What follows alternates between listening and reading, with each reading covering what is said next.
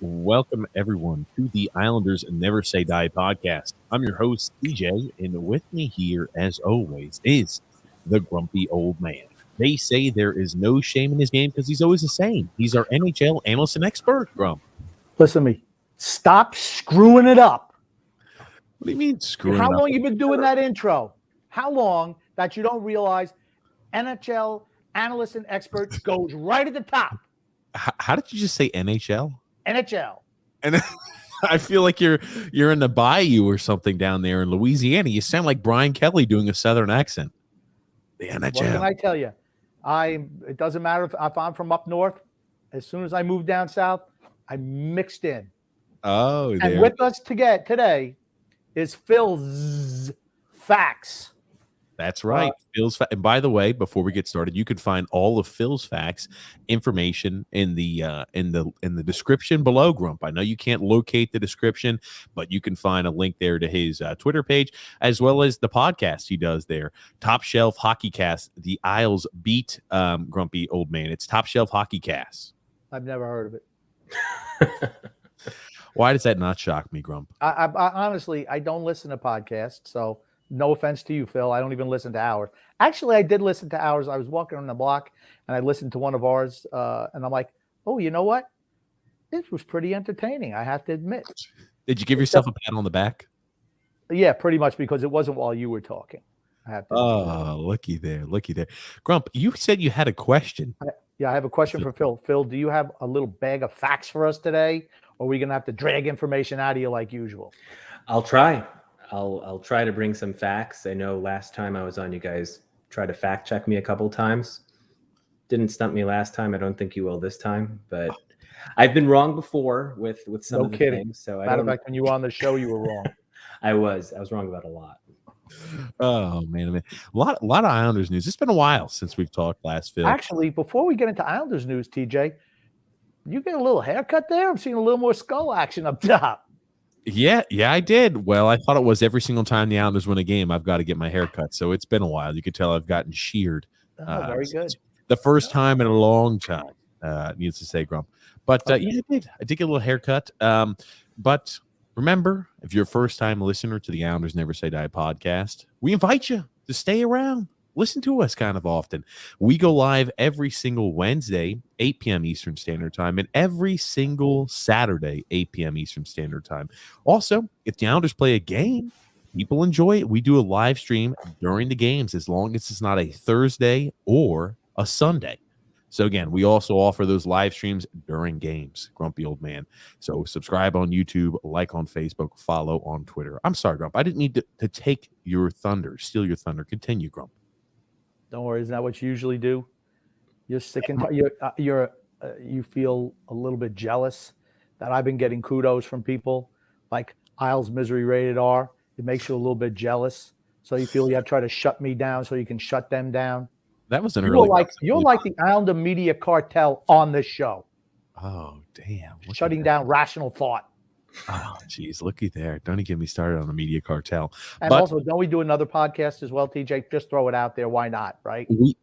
we do TJ and the Grumpy Old Man podcast. It's a sports podcast. We just talk sports and shoot the shits, shoot the shit. We cover big sporting events, whether it's college basketball, college football, baseball, NHL, doesn't matter what it is, NFL. We go live during those games and we just cover sports. We go live on Thursdays at 9 p.m. Eastern Standard Time and on Sundays, 8 p.m. Eastern Standard Time. That's also in the link in the description below. Man, I've got some grumpy. I'm forgetting things today. I'm forgetful. I'm going to say that could explain why you're usually late, because you can't even remember what days the podcast is supposed to be on. I'm telling you, it's a lot. It's a lot going on, Grump. And But as an unpaid intern, I mean, I've handed everything over to you.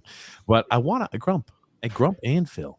Right? Phil, have you subscribed to the TJ and the Grumpy Old Man podcast? And why have you not done it yet? I follow you guys on Twitter. I'm not on Facebook, so I'm assuming that's where one would subscribe, right? I don't know. Subscribe on YouTube. Subscribe on. I'll make sure to subscribe on YouTube then. But Get on I've the been stick, following you Phil. guys on Twitter for years now. For All Grumpy, right. he's been following us for years. Grump, did you hear that? So he says. Well, I've For heard years. a lot about Phil's facts. He alienates many people. No, Phil's fact They actually. They try to steal his intellectual property, which isn't a surprise, actually. Phil actually he knows his stuff. I will say that. I give Phil. I hate to give you any kudos at all. Otherwise, we're going to have Appreciate to it. tie strings to your ears so you don't float away with getting a swelled head. But Phil knows his stuff. I give him credit for that. Yeah, Thank you. well, Appreciate it's that, Phil, Grumpy. there was another one of those. There was another one of those to where you happen to propagate an idea and you throw out ideas and other people are utilizing and just happening to produce articles. We talked about Art Staple doing this in the past. It just seems like people might have, your feed whenever you make a tweet, they happen to get notifications. Okay, when is Phil's Facts tweeting? Because I want a notification because that's the next article I'm going to write. Oh, Phil, that's a good point. Let me go ahead and write an article on this. And you're making the job for these writers too easy, Phil. It's I'm like gonna have to start going and just charging. looking at the Spark Notes. I'm going to have to start charging per tweet at this point. Anyone who wants to view the page, I think I'm going to have a pay-per-view, a paywall in front of it. And I think that's just how it's going to have to be going forward at this point. But we're getting new athletic writers. So that's exciting news. That's That's right. something that has manifested, I think, from between the last time you guys recorded and now. Kevin Kurtz, right? Is it Kevin Kurtz. From used to write for San Jose as of last week. I think he's still writing for them until 15th or 16th or so, and then So- he's just going to come over to the East Coast and He's doing the transition like Staple did the transition for a while. to cover his childhood team. Yeah. Yeah. Absolutely. Well, that's all right. That's all right. I'll Yeah. tell you, you can definitely, you can tell he was more of a Rangers fan than an Islanders fan. But hey, I don't blame him. Whatever I he have do. no I mean, problem with he said, as Arthur much. Staple. He said as much as in an interview he did years ago. I mean, he grew up a Rangers fan. That's pretty well known. And he always said that he maintains no bias, but the heart wants what it wants. And Staple got his dream job now. So good for Art. Good for yeah. Art. I have no problem with him moving on. Talking about people moving on, and it's So you only want to know the Golden worst thing about Kurtz? Here's the worst thing about Kurtz, though. You want to know who his childhood team is? Is that What's the worst possible team you could be a childhood fan of? the Philadelphia Flyers? Thank right? you very much. The Philadelphia Flyers. Yes. But speaking of moving on, Anatoly Goloshev going to be heading back to the KHL. Who would have thought it, guys? After not being given a chance to play any game with the Islanders when they had, the entire team or half the team or a large portion of the team, however you want to label it, of Islanders out with COVID, Anatoly Goloshev wasn't given a chance. And he says, you know what? Screw it. I'm booking it back home, headed to the KHL, headed back to Russia. You blame him. Well, I'll speak to this first, Phil, if that's okay. It's my show. So we're just going to say, Goloshev, you had to know he was going back. And, when Barry Trotz, and in Barry's defense, he did have a point. Goloshev hadn't proved anything at the NHL level. So why would we possibly put him into the lineup when we have a myriad of players out with COVID and every other ailment? So why would we give him a shot when he's never showed it at the NHL level? Silly me thought, Well, how is he ever going to show it at the NHL level, Barry, if he's on your team and your organization and you don't give him the chance? Maybe, but no one, I guess, had the testicular fortitude to say, well, Barry, why is it that he's not playing? You say it's because he hasn't played the NHL level. He's part of your organization. How is that ever going to happen? So you will never give him a chance? And maybe that got back to his agent and he said, I'm out. I don't blame him. Now, by the way, to the credit of the media, they did ask the question, which is how you got that answer. Meaning, I think it was Brian Compton who brought up after one of their games, maybe it was the Pittsburgh game, and he said, I know you have Golashev up. Why didn't you think to use Golashev? And Trotz gave that answer and ended it with, put it down as coach's decision. So again, I'm not surprised by it. On December 1st, the Leafs had a similar situation with Kirill Semyonov, where they called him up from the Marlies because the Leafs are dealing with one or two injuries there. And they had Semyonov up for 3 games. He didn't really do anything. They sent him back to the AHL. And then on the team flight back from San Jose, he basically told them, I'm not going back to the AHL. The only reason I thought that might be different is because Semyonov is on a 2-way deal. So in the AHL, his contract is like, his salary is $80,000, whereas in the NHL, it's $8 whatever. Golashev's on a 1-way deal. He came with his family. I thought maybe he was going to stick it out, especially because he's a UFA after the season. You ideally would like to have seen what he could have done in in-game action. The only question I have is would giving him 1 game or 2 games made a difference in terms of his decision to go back to the KHL if ultimately they were going to send him back down when Bellows and Johnston and Lee came off of COVID list? That's the only thing I don't know. I have a question. Do you think he really wanted to go back to Russia because he found out he was going to have to play on a line with Simon Holmstrom again? That'd make me leave the country also. I don't think a game or two. Even it's like throwing the dog a bone. You know what I mean? He from his point of view. I look at it. He says, okay, he comes over. He's able to score some goals. You know, he's getting acclimated to the NHL ice surface, kind of a little different than the K, and you know, he's producing. He thinks to himself, yeah, why when half the team's out do we see guys like Andy Adorov up there? And I butcher his name every single time I say Andy Andreoff. He's a friend of a friend. Andy Andreoff. Andy Andreoff. But just call him Double A Battery, okay? The Double A. Okay, that works fine, Grump. Okay, by the way, production is not a good way to justify why Golashev should have played over any of these players, because if you want to go by production, all these players were producing more than Golashev this season. To me, if you were going to go, the player you first should have gone to, in my opinion, should have been Zarnik, right? Because once the need came up for a centerman, to me, he's the 5C. He's the only one of those centers that could actually skate at the NHL level. He's got probably about 100 NHL games under his belt. He knows what he's doing. He produces points at the AHL level. He's not a full-time NHLer, but Koivula and Andreov over Zarnik originally, to me, made no sense. So a lot of what they did with the call-ups didn't make any sense to me. He was producing initially, Golashev. He had 5 goals, I think, in his first 7 games. And then from that point on, I don't think he had another goal past maybe game 6 or game 7. So what are you losing? You're losing another depth forward. I think the biggest issue with it is in terms of this year. Would he have re-signed in the offseason? Who knows? Maybe he would have tested the UFA market in the NHL. Maybe he would have gone back to Russia regardless. That's not the issue. The issue is now within the first 6 weeks of the season, and one might not think individually that any of these players have particular importance, but this is the 3rd contract that Lou has terminated in a matter of 6 weeks because a player has wanted out. Timashov reported to the AHL for 1 game, and then he told them he's going back to Europe, I think to the Swedish league. Leo, they waved him down. It doesn't sound like they wanted him to leave. They wanted to keep him as a depth utility forward, and he said, so long. And now this is the 3rd player you have that's going back, which in a vacuum is not a big deal, but when you're dealing with a rash of injuries or a bunch of COVID, it limits your options in terms of what you're able to insert into the lineup, and that's where it hurts them, in my opinion. And when I'm talking about Golashev, I understand points. You know, you could argue, hey, more guys in Bridgeport for the Islanders have more points. I'm talking about who fills the prototypical, we need to score goals, we need to produce. Golashev was more of an easier, I mean, there weren't any ideal candidates down there in Bridgeport, you say, "Oh, terrific! We've got a Connor McMichael, we've got a Philip Tomasino, we've got somebody we can pluck from the A that we feel like is a prime opportunity player that can take this chance and opportunity and run with it." I mean, look at it too, right?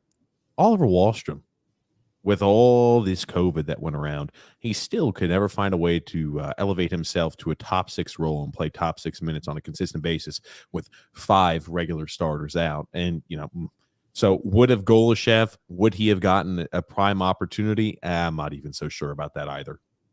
Listen, a lot of people were pining over why Simon Holmstrom wasn't called up, right? Holmstrom, he has 14 points in his last 18 games. He is, visually speaking, probably the most impressive forward prospect they have in the system right now. He's had a tremendous uptick in production from last year. I think he had 7 points in 24 games last year. He's got 14 in 21 or 22. He's gotten bigger. He's gotten faster. He plays top line there now. I think anyone who wanted to call up Holmstrom in middle of this is crazy, right? To take a guy who's earned top line minutes in Bridgeport, plays on their number 1 power play unit. He's killing penalties. He's finally becoming a player down there. To take that person out and throw them into a 7-minute role on a COVID blended team, I think it just would have been a disaster for him. That's a setback for someone like that. And he's not going to help you now anyways. Okay. I want to touch, there's so many things I want to talk about what Phil's been spouting on. Now, I don't think that Holmstrom earned the first line spot. He was given that first line spot. Nothing he did to earn it. He was given it to begin the year. And based off last year's performance, he certainly did not earn it. But here's the thing. I don't have a problem with that. Why not? Because if you view somebody as a top 6 forward, you should play them in that role only and let them develop. I firmly believe that. Hopefully, he has started to turn it around a little bit, and he can be the new Josh Bailey when Bailey gets kicked to the curb in a couple of years. But I just want to talk about Golashev just for one quick second. Do you remember, TJ, when we signed Golashev, what did I say about him as a prospect on this team? He'll never work. It'll never work because why? He's too small and he doesn't play defense. So why would you even sign a guy like that? I never thought he ever had a chance of playing for the Islanders. And I was proven correct once again. Yeah, well, he didn't he's gone. So, I mean, what can you say? I don't blame him. Best wishes out there. Back to the K for you. That being said, Islanders first win in quite some time. A month. First win, yeah, in a month, right? 3-0 in Canada. 3-0 in Canada. There's something in the air here. I mean, it could be because most of their players are Canadian, so they just feel more comfortable drinking their native water or whatever it is. But golden ale. Hey guys, we're on a 4-game point streak. This is a huge uptick, guys. We're about to see the Islanders go on however many games are left. We're about to see the Islanders go on a 50 some odd game point streak, guys. Be here for the ride. I mean, hell, we have to have quite an unbelievable performance over these next, 50 some odd games. 61 games. I was about to say, I know Phil has that as facts, but 61 games. We're going to have to come away with, and again, you came up with the point of about 95 to 98 points is what's needed, Phil, in order to make the playoffs. It'd be comfortably to say, yes, we can confirm our intent and stamp our spot in the playoffs. Yeah, 98 has never been a threshold that would have missed. So no team has ever missed with 97. I think it was the 06 Islanders with the Dublowitz poke check. I think that was a 97-point team that made. I think they had 97 points. No team with 97 ever didn't make it. 98 never would have missed, though. So if you want to think of it from a math equation, you don't need to look at the standings right now. I mean, even if they were in a playoff spot, looking at the standings now is pointless. You have to think of it as a math exercise, but they've got 25 home games left, or 25 or 26 road games left, and 35 home games, I think. So think about something like 16-10 on the road and an equivalent of 25-10 at home if they want to make it in. It's not going to be easy. I was about to say, you're talking about, we haven't played well the whole year. I could see if we're playing well, losing games, but we've not been playing well. I mean, that's my whole thing is we're not playing well enough to beat good teams. Okay, we beat Ottawa. Ottawa's the only team worse than us, them and Arizona so far this year, right? No, I mean, Montreal's worse than Ottawa. Yeah, okay, I'll go with, yeah, okay, but Montreal. well, those are the teams we're able to beat. We just can't beat anybody with a 500 record. That's all. We're gonna have to play a lot of them later. Well, here's the thing too. We didn't look all that impressive yesterday. We talked about it during the game, grumpy old man. If Gustafsson was not in net for Ottawa, I don't know if Ottawa loses. I mean, you look at him, he looked out of sorts, the goalie for the Ottawa Senators. And again, that's terrific. We need to take advantage of every single one of those breaks we can. But the guy just did not have the ability to track the puck. You know, those bounces off the boards, he was just oblivious to. And we were able to capitalize on him. Andersley had a fantastic, wouldn't you say Andersley had such a fantastic game, grumpy old man? He did such a great job sniping from many long-range goal opportunities. Andersley put a lot of his abilities on display yesterday. Okay. Now, let's give Anders Lee some credit. He is average, of course. But the first goal, he's on his forehand, and he misses the net by 3 feet. Gustafsson went out for a coffee break, a hot dog, some French fries, and a back rub. And he determined he wasn't going to look for the puck. It bounces right back, and he's looking in a total different direction, popped it in.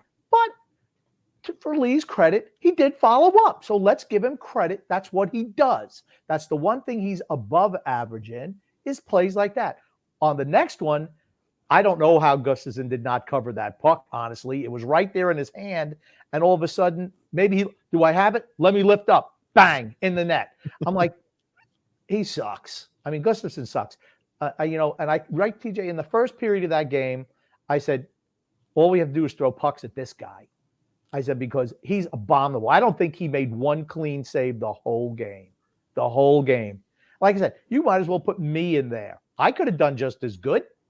Wow. Honestly, I could have let Anders Lee score 2 goals trying to cover a puck very easily. Well, and that was the first time the Islanders have scored 5 or more goals since they played the Montreal Canadiens on November the 4th.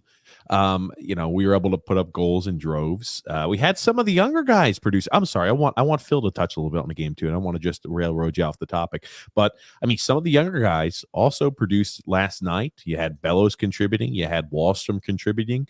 You look for promising signs here or there. Ross Johnston contributing. We'll talk about Ross.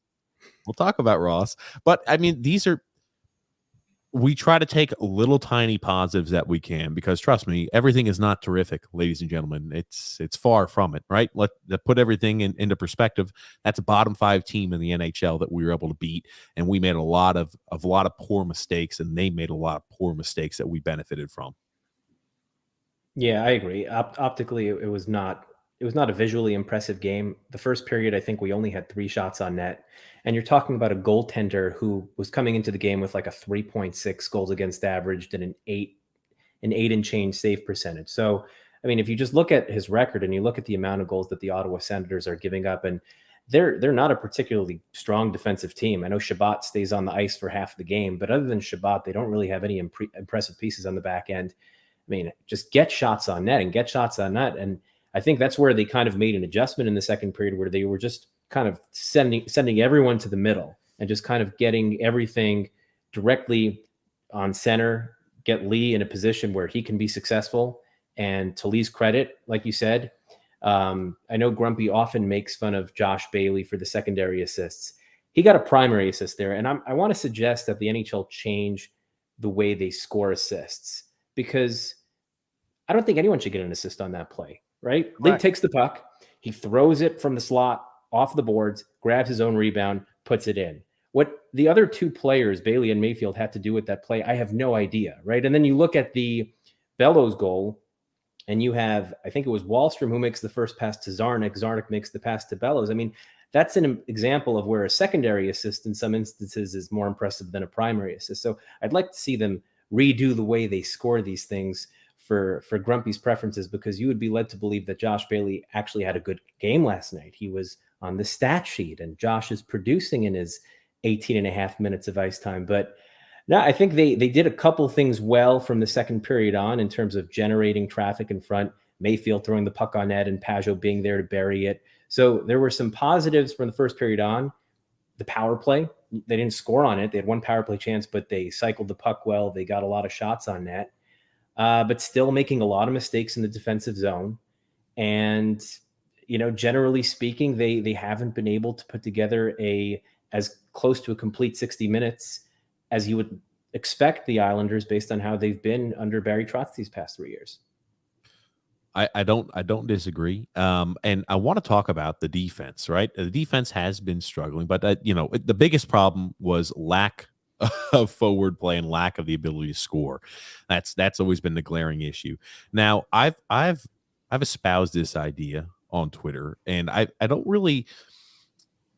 think Sebastian Aho is the answer. I think that Robin Salo is a guy that, again, I'd like to see out there on the ice.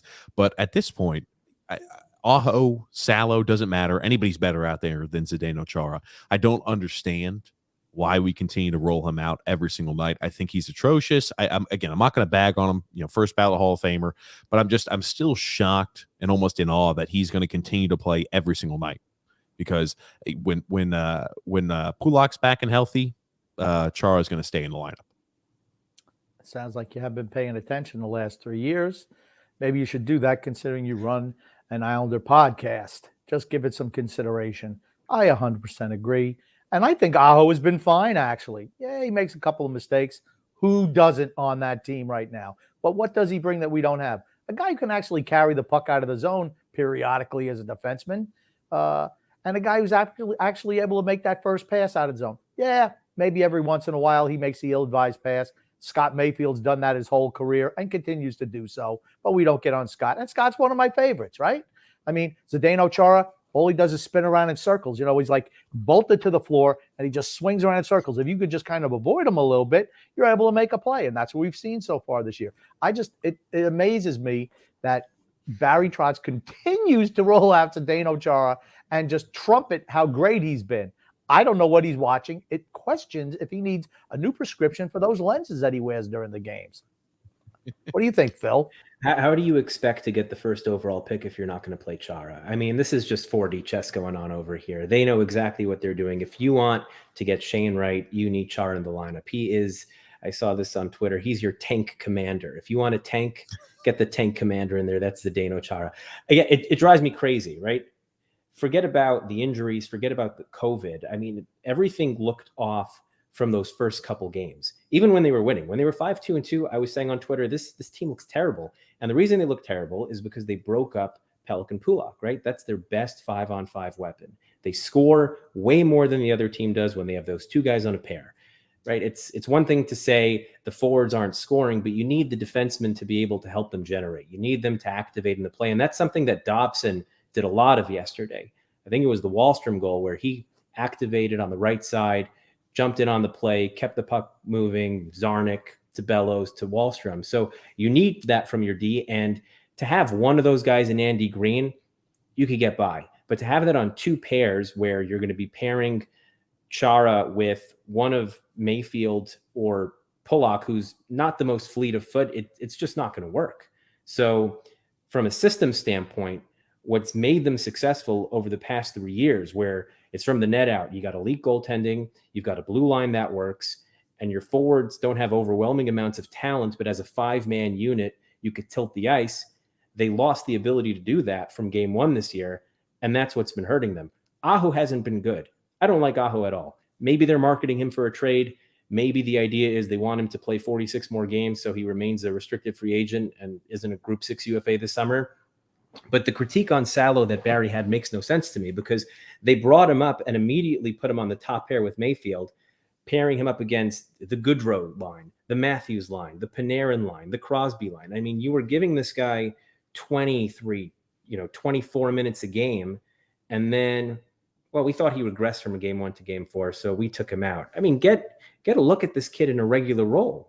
Right? Get a look at him with Mayfield on the second pair and see if that's something that could work for you. Because in order to dig out of this, if you want to dig out of it this year, you need that to work. They're not going anywhere with Chara. You know what? Here's the thing. They've had 2 years to do that with Dobson and still weren't doing it, giving him that chance. I thought Salo he's got the most minutes of a young guy ever.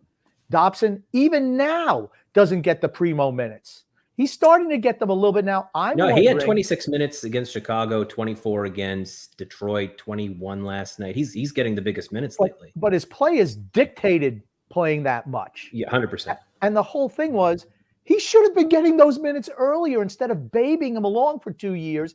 If you throw him right into the fire, by now he's a stud as a right-handed defenseman. Instead, you're having to baby him in. And I wonder what's going to happen when Pulock comes back. Is he going to be back to his 13 minutes a game, 14 minutes a game?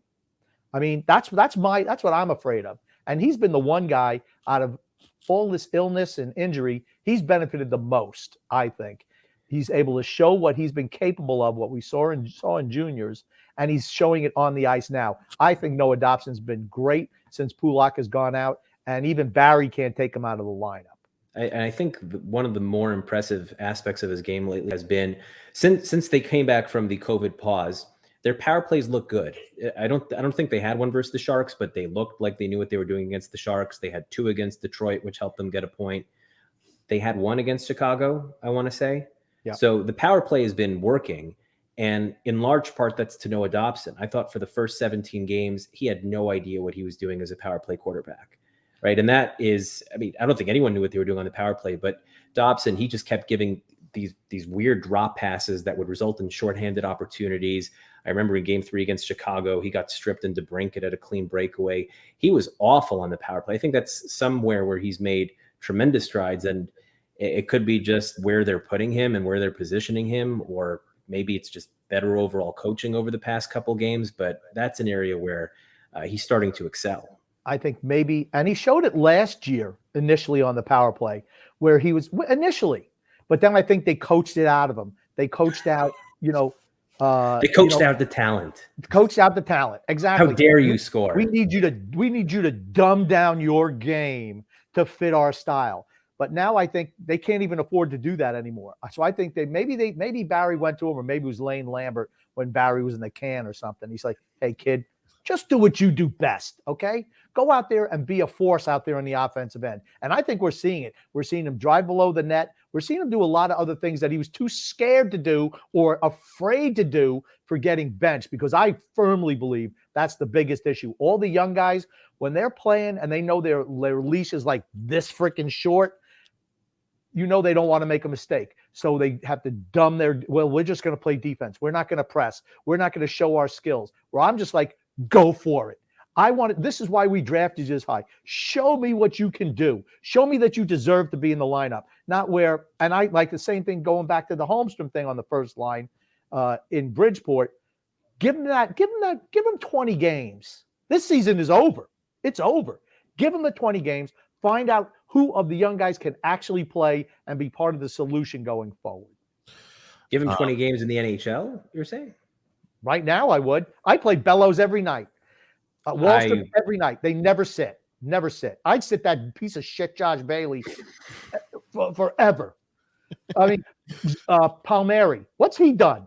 He hustles. Zach Parise. And I don't mind Zach Parise actually centering the fourth line for $750K. I don't mind that.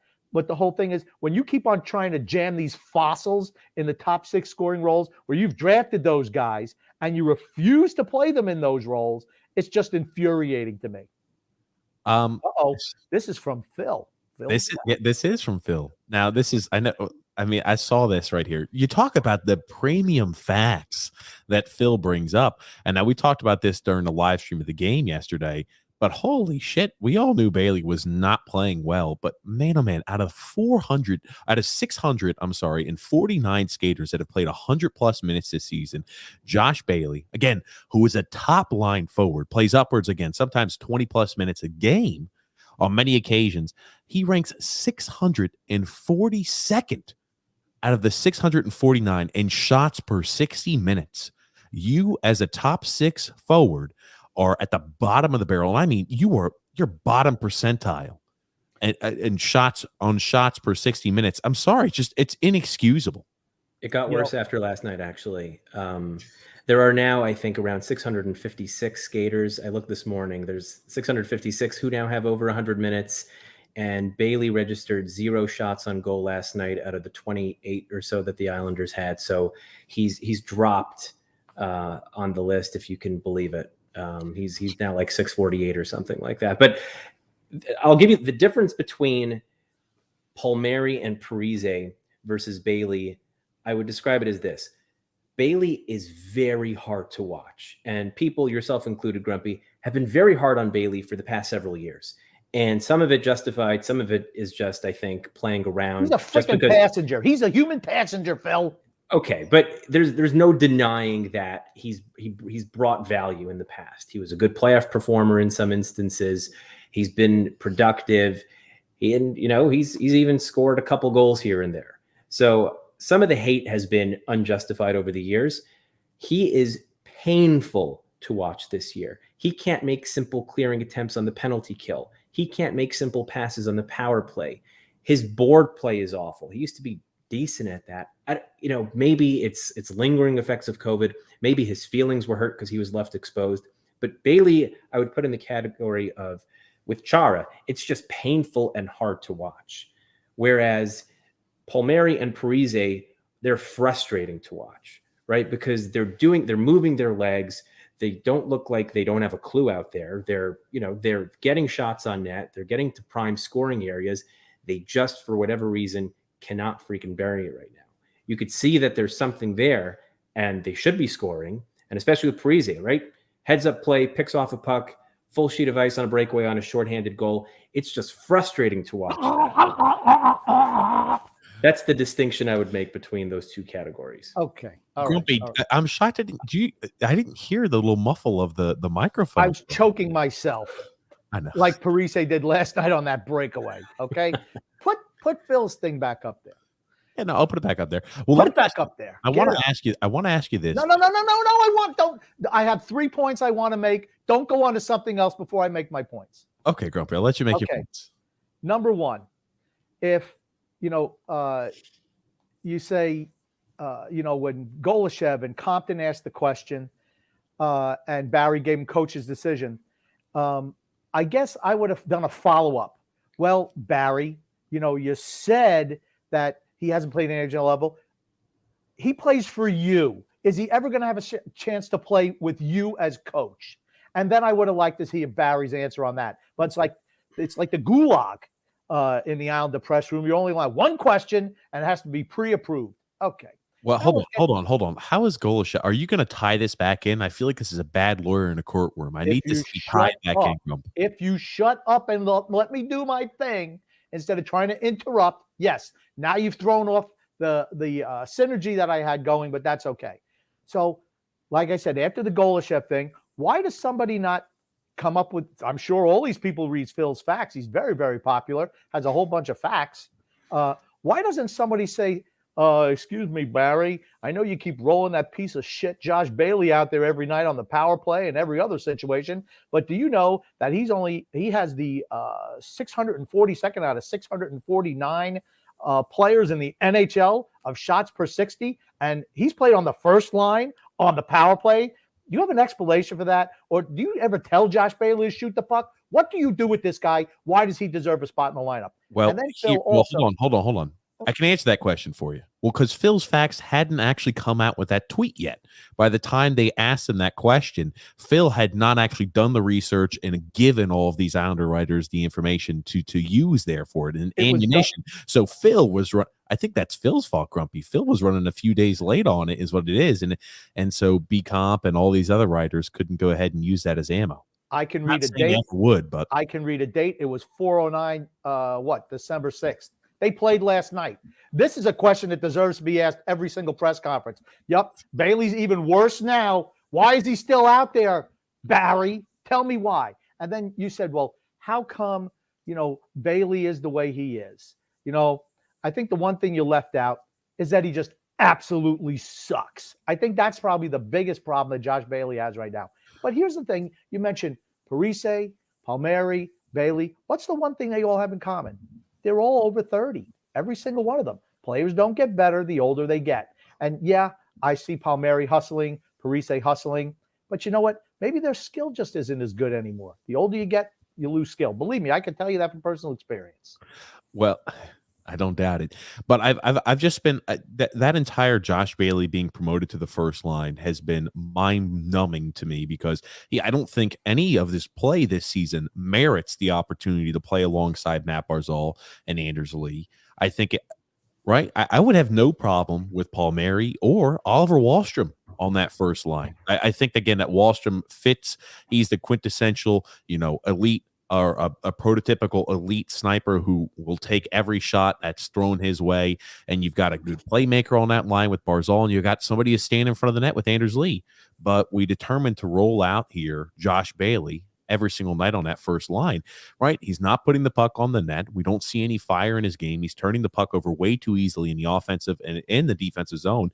Why the hell is a guy like that not being sent down to the third line and saying, oh, hey, we haven't liked the play that we've seen on the ice from you. We need a little more. He's a smart player. Barry will tell you. I'm not even going to say it's borderline. It is worse than Leo Komarov on the first line. It's gotten to that point where he's doing nothing. He's doing nothing at all to contribute there. And it's just so painful to watch. And it happened so suddenly because he didn't look like this in the playoffs last year. And why they continue to play him in a role where he's not going to be successful and where it's going to limit what Barzal is able to do. Absolutely frustrating. I will say this in terms of Isle Media people. This was funny. I think it was Andrew Gross when he was it was Andrew Gross was putting out the lines the other day, and someone wrote, "Hey, why is Koivula out of the lineup?" So I just gave a quick response, which was, well, Zarnik could skate at an NHL level and Koivula is borderline useless. And Gross liked the tweet.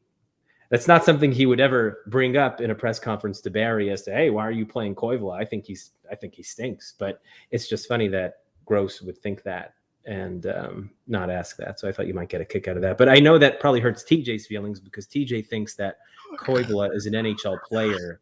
You know what? I've heard he most definitely is not.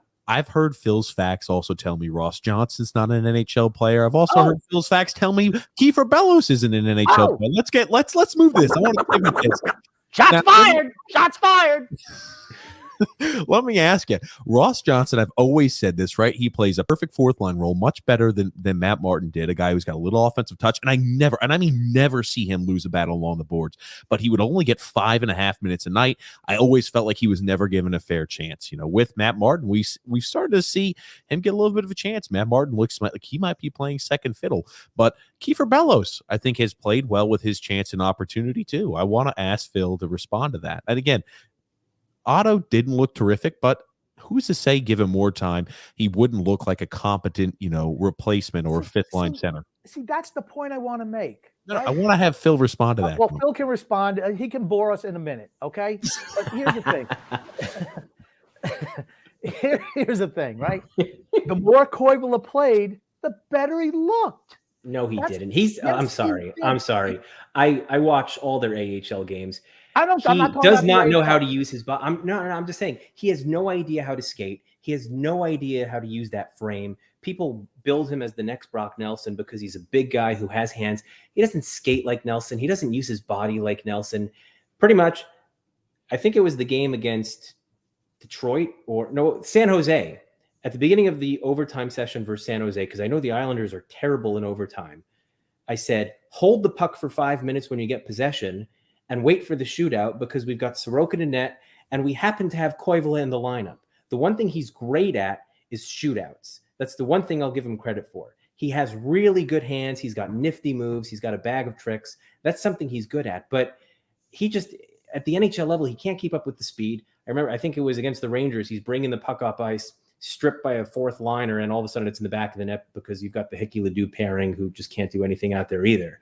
But he's not an NHL player. I'm sorry. Okay, here's the thing. Hold on, I want because Grumpy, I told you not to interrupt Phil because I wanted him to have a chance to respond. I wanted to hear what his thoughts are on Kiefer Bellows, right? Who was deemed of this is his time of death. We're giving a Kiefer Bellows time of death, and then Ross Johnson. Who did that?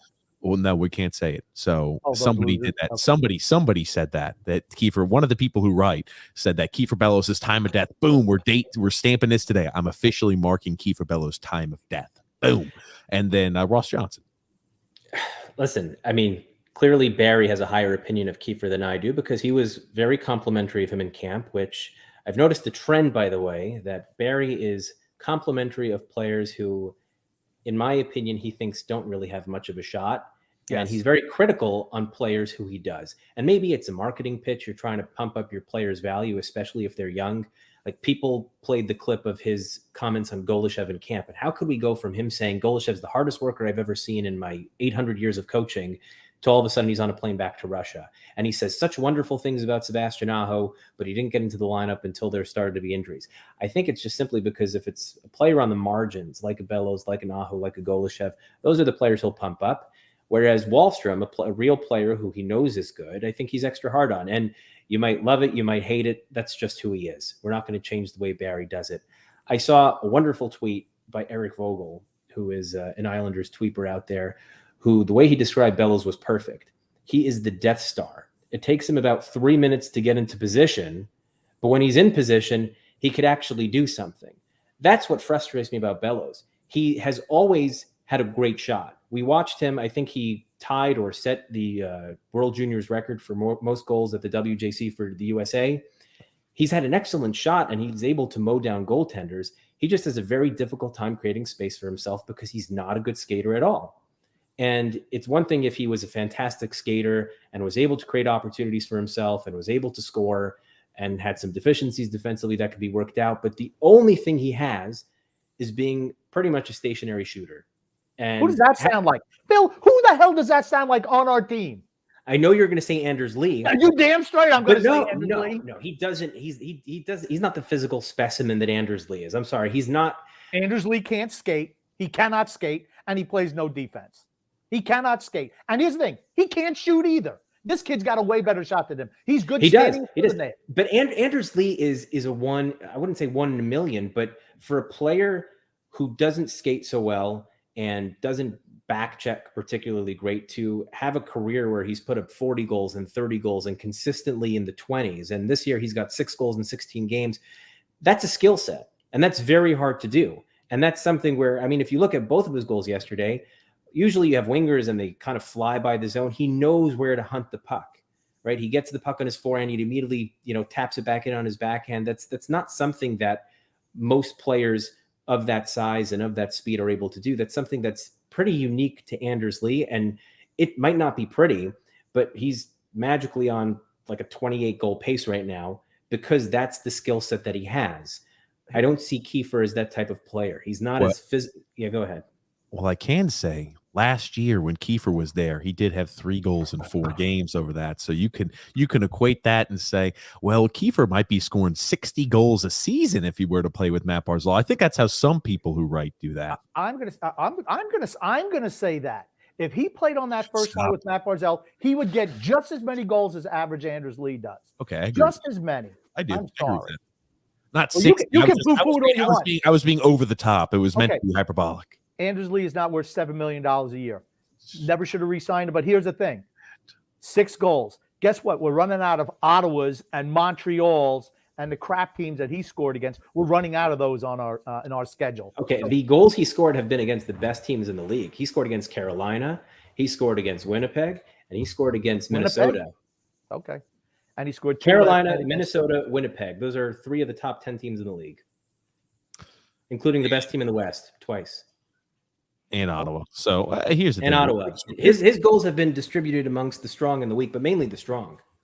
You look at when we played. But also one other thing on Anders, by the way, right? A lot of I think the players who are struggling. You've got Palmieri struggling, Parise struggling, Beauvillier struggling, Bailey struggling. You got a lot of players struggling. I think the only player who you can give some leeway to in terms of their struggles would be Lee, right? Coming off the knee surgery. 2 games in, he's got the stomach flu. He misses a game. He comes back.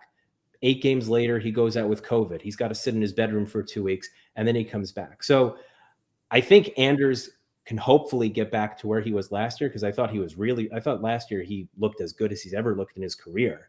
But I say give him more time. I think he'll start to, heat up at some point soon.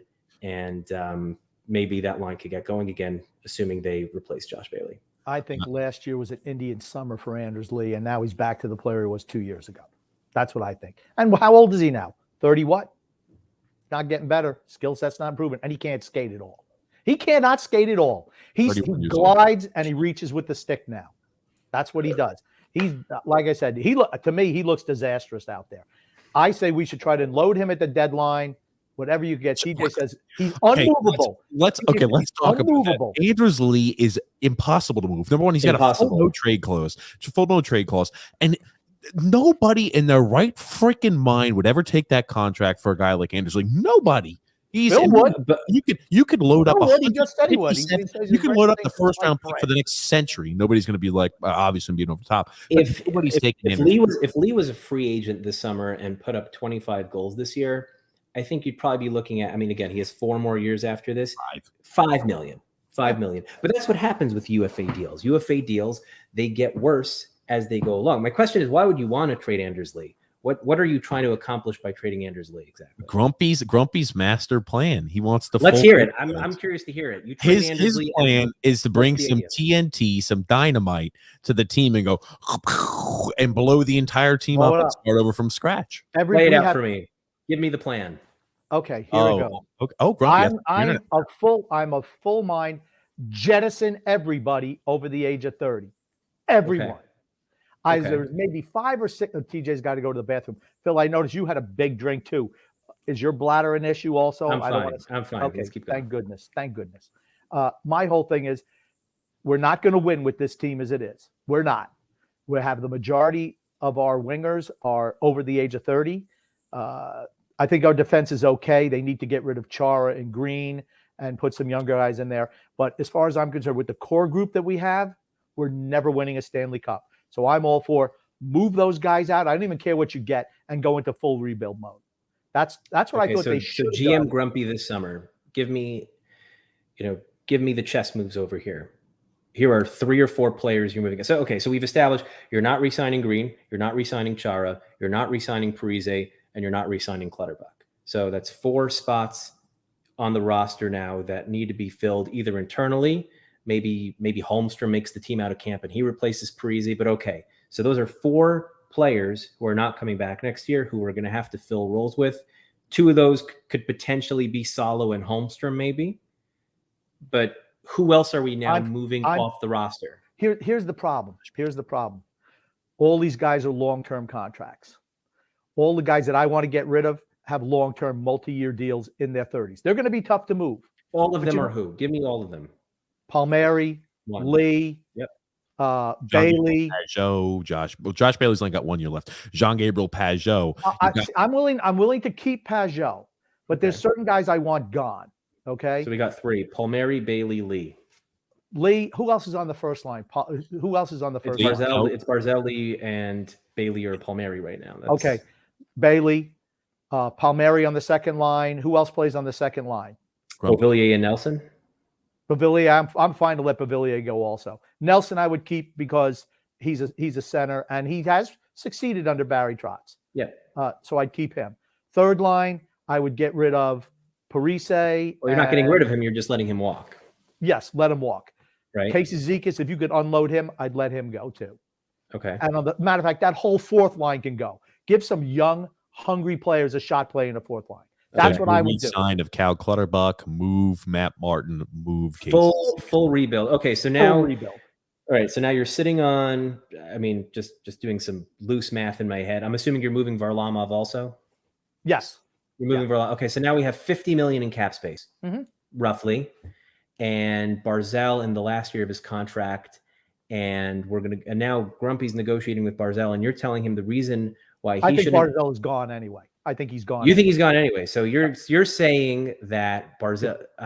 Okay. So the premise of this, if Barry's coach, Barzell will leave. I don't think he likes playing for him. I think he looks so frustrated out there. And let me ask you this too. I want to circle back to this. Every single time players go out with injury, Matt Barzal seems to get the spare parts thrown on his line. You go, Matt Barzal, you can go ahead and make this happen. Anders Lee gets injured last year. You go, make Leo Komarov a legit player. You go, make Travis Zajac a real player. When COVID strikes, right, what do? Here's Andy. Here's Andy A. Here's Double A. Go ahead and play with him. Did he play with Andy Andreoff? one. Maybe he was on the lineup. Maybe he didn't actually play with them, but I remember reading the lineup and everybody freaking out on Twitter. No, And it was even if it was Panic and Parisi. okay. Yes, Panic and Panic- Parise. Panic and Parise. Okay, I thought Andy A had a shift with him or two. No, But maybe a Panic- broken shift, but that wasn't the line. It was Panic and Parisi. Panik, the guy who's playing in the A, and Parise, the third line left winger. Right, here you go. Make these spare parts. Go ahead and make that a real first line. I want to revisit that when we come back. But I'm sorry, Grum. Yeah, and like Okay, I so said, now, if the premise is that you are 100% certain that Matt Barzal is just going to sign his qualifying offer and just walk, then I understand it, because then you're talking about a blow up situation anyways. But if your intention is to keep Matt Barzal, then wouldn't the better move to be move one or two pieces and then make a play for one or two big UFAs? Would that not be the better move? Would it not be better to move Bailey, move Varlamov, go and try to get Phil Forsberg, go and try to get Johnny Gaudreau, try to get one of the premier free agents to play with Matt Barzal finally, and see if you could make the run for it? Why would an offensive player come play for Barry Trotz in this system? I just don't see it happening. And I've asked this too. And talk about this. Matt Barzal doesn't produce points because he plays in this system. When you don't produce points as a top line forward, you're not going to get paid like a top line producing forward. So Matt Barzal, I think, looks at it and says, all right, I'm trying to make money in this, right? My career is finite. I'm going to be hamstrung to 60, maybe in a perfect season, 80 points a season. Right. Do you think he wants to say, if he was playing in Edmonton, if he was playing, again, I always use it as an example, if he was playing in Edmonton, he'd be putting up 110, 120 points blindfolded. And for here, he'll never get paid because he never produces enough points. So Phil Forsberg is going to be thinking about what this is going to do to his contract 7 years down the road. I'm not saying that for Phil Forsberg. I'm saying that for Matt Barzal. No, but I'm saying if the, there's two paths you could go here, right? If this season ends up being a bust, right? You could either offload a couple of the stale pieces. You could move on from a Varlamov. You could move on from a Bailey. Those are not, Bailey only having 2 years left. You might need to attach something to it in order to get a team like Ottawa to take it on. But those are not, Varlamov probably actually has value, assuming he looks more like his most recent game as opposed to the first four. But why wouldn't the play be to try to accommodate Matt Barzal? Ownership is not going to give up on Matt Barzal. This ownership group has seen Tavares go. If the choice ultimately comes down like you think it is between Barry Trotz and Matt Barzal, I'm pretty sure Malkin and Ledecky are going to pick Matt Barzal. Right. Now, especially if the season goes off the rails. So you can load up with $50 million in cap space. I don't even think you could unload all those players. You can't unload Lee. He's got a full no trade. You can't unload Palmieri. You could maybe unload Pajot. I don't know why we'd want to unload Pajot. Again, you're not going to spend $50 million anyways. There's no one to spend $50 million on. So I don't even understand what the purpose of unloading everyone would be. But to me, this looks like a team where Barzal needs to be playing with someone like a Forsberg, someone who's an elite talent. There are a finite amount of teams that can turn it around and contend, that can appeal to that type of player, and that have the salary cap space to do so.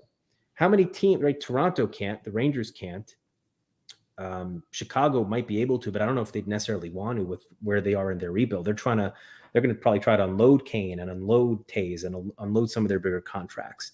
So why wouldn't you, if the goal ultimately is to get Barzal to sign long-term, and I think we're all in agreement that should be the goal here. Why would you? I wouldn't say that's my main goal. My main goal is to win and have a positive or have a structure and have a team that you feel going forward is a real Stanley Cup competitor. I think Matt Barzal. And by trading Matt Barzal, you're going to get better? I think Matt Barzal is a part of that. But here's the thing. I don't think it's as desolate as we may think if you were to lose a guy like a Josh Bailey, a guy like an Anders Lee. That's my point, right?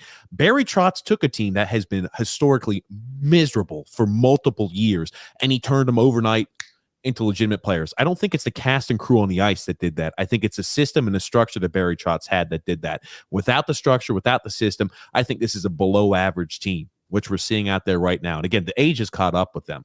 So going forward, do you think Matt Barzal is going to say, holy shit, we just didn't make the playoffs, we got rolled. Let me look for a short. And Barry Trotz is not signing those guys who have 1 year left of restricted free agency, like your Anthony Beauvilliers or players of that ilk, to long-term deals. I hope he does something like that with Matt Barzal. But do you think Matt Barzal looks at the team? They just did. They just sank 8 years into Pelican Pullock, right? The idea is they want to keep as much of this core together as possible, like the real core pieces. They're four best players. Who are their four best players? They were both unrestricted free agents after their contract expired. Barzal has no Pellick. They did as a restricted free agent. They did it this summer. He was an RFA. He had 1 year left to RFA? Yeah. Okay. He was an RFA this summer. So Pullock would have been Pullock would have been, but they showed up with a Brinks truck with $50 million in it, and it was basically a choice of, play the season out and risk breaking your foot in the first 3 weeks of play, which is what happened.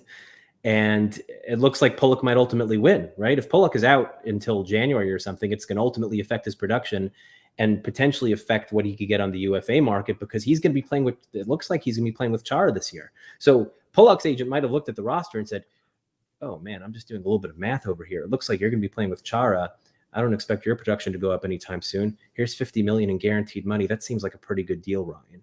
But they're committed to some of these core pieces. They didn't do it with Beauvillier, and you guys both didn't want to do it with Beauvillier, if I remember correctly. You were two of the only ones out there who were saying, we should go medium term on Beauvillier, which is what they did.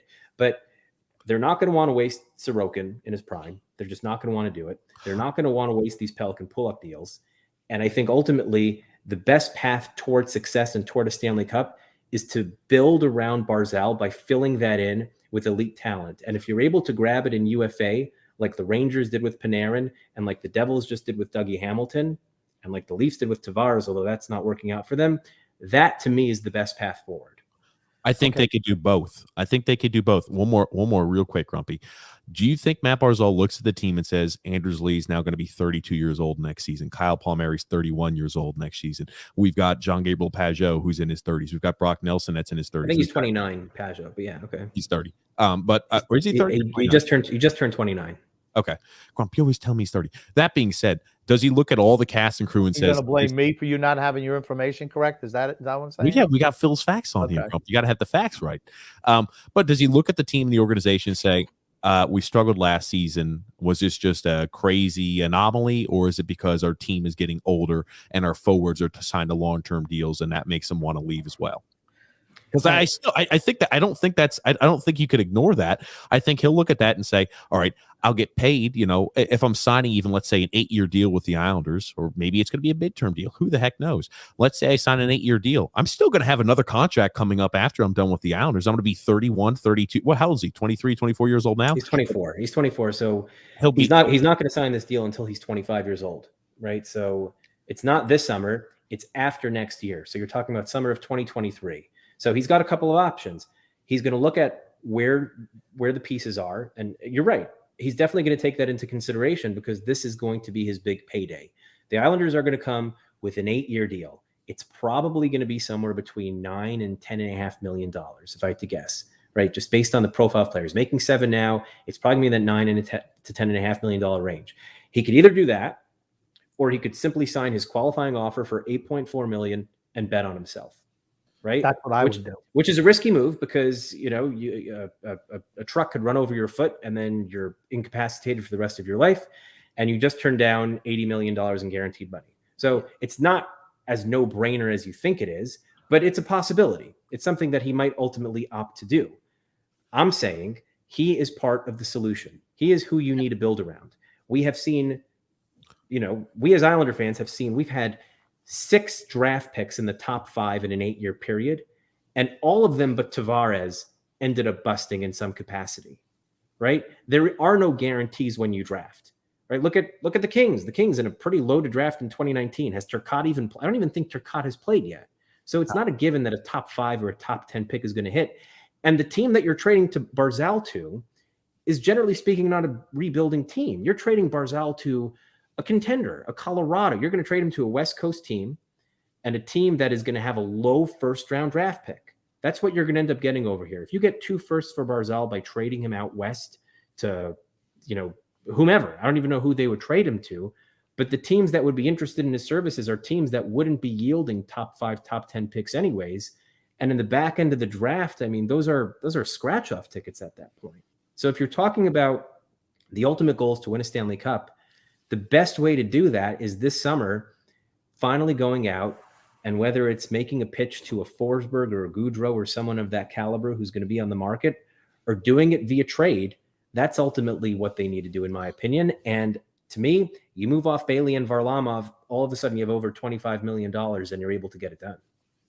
Okay. Gosh, it was a long time since I had so many things to say. First of all, the biggest thing is the team needs to get younger, period. And there's two main things before I can do anything. Talk to Barry Trotz, maybe before the season is up. Barry, we're getting rid of some of the old guys you like, the veterans on this team. We're going to go younger. Are you part of that? Do you want to be part of that? And if he says no, bye-bye, Barry. Bye-bye, Barry. You've been a great coach. Thank you very much. We're moving on. Because the Barry Trotz style is not, with older veterans, it's not a long-term plan. It just isn't. When guys get older, they can't play that style. And number two, you go to Matt Barzal this offseason and you say, okay, we're going to offer you 8 years, blah, blah, blah, blah, blah, blah, blah, buy out the 1 year of restricted free agency. And if he says, no, I want to go 1 year, I move him. I absolutely put him on the block. And I don't care what I get, because now you're in full rebuild. So you're going to get first-round picks. You're probably going to get 2-3 first-round picks for him. And I don't care where it is. As we've seen, Grumpy, you're jumping a summer. You're jumping a summer. We're talking about this year. I'm not even letting him get to unrestricted free agency. Or restricted free agency. We've got 2 more. We've got 2 more years of him after this. He doesn't want to extend him the 1 year. No, I don't want to extend him the 1 year to get him to unrestricted free agency. That's what I don't want. I'm saying you're saying this is a conversation this summer. I don't even know if they're allowed to sign him this summer yet to an extension. I would need to look into that. You might be able to. He's going into the last year of his deal next year. He's going. Yeah, you probably could. Yeah, at some point during summer, you'll be able to. What You're you right. do is you go to him. Yeah, we'll throw the Brinks truck at you. Yes or no? You don't want to go into the Tavares situation. You cannot have that happen again. If he says, no, I'm going to sign on a 1 year tender, I'm going to get to unrestricted free agency, you move him. And if, like I said, three years of first round picks from whoever. We've seen teams that are bad can jump up in 3 years, and teams that are on the top can drop in 3 years. You roll the dice because you're in full rebuild mode there. So for me, I have no problem doing that, blowing up and starting over. I thought that's what they should have done when Lamoriello and Trotz first came in, because they had the cachet to do a full rebuild when that started, and the fans would have bought into it. And by now, we'd be loaded with young talent playing. And you mentioned Gaudreau coming here or Forsberg. You have to subjugate your game to play for Barry Trotz. Now, I think if we had a different coach, I think high goal scorers would love coming here. But, if you're a guy who's used to scoring 30, 35 goals a year, and you come here and you're only going to get 20, 25, and you have to play defense, a more of a defensive structure, I think sometimes that turns off free agents if the money is the same. I really do. Right. Forsberg he played a little bit for Trotz back when he was in Nashville. So that's a relationship that Forsberg probably already in his mind is made up about whether or not he wants to play for this coach. And there's no in between there. It's probably either I loved him or I hated him. I imagine that's the relationship Trotz has with previous players. But I'm just trying to get into the mind of the owners. And the owners are not going to do what you're wanting to do, because they are going to want to do anything within their power to hold on to this player. They're not going to lose him. But I don't think it's going to be a situation where they go to him this summer and try to get into his head about what he's planning on doing the following summer, because ultimately they could play out the year. They could even start the next year, as a matter of fact, and then move him at that deadline, maybe for even more, depending on where teams are at that stage. So this is not even a decision for me that needs to be made this summer. I think you might get into a situation where Barzal says, well, I'm not ready to make that decision yet. We're talking something that's pretty much 2 years away from where we are right now. Doesn't that sound familiar to you, Phil? Doesn't that sound familiar? It's familiar, only we didn't walk him to restricted free agency. We walked Tavares to unrestricted free agency. That's the difference. Meaning Tavares' contract ended at 27 and he was a UFA. Right? It's a very different situation, though. Here, the Islanders are in full control of what ultimately happens at the end of this contract. And if they don't like for But one if year. Barzal signs his QO, that is going to be him telling them, I'm not signing long term. You're going to get that answer. Tavares, Okay, they never that's had the my point. opportunity to get the answer. When a Tavares team was in the knows last it- year.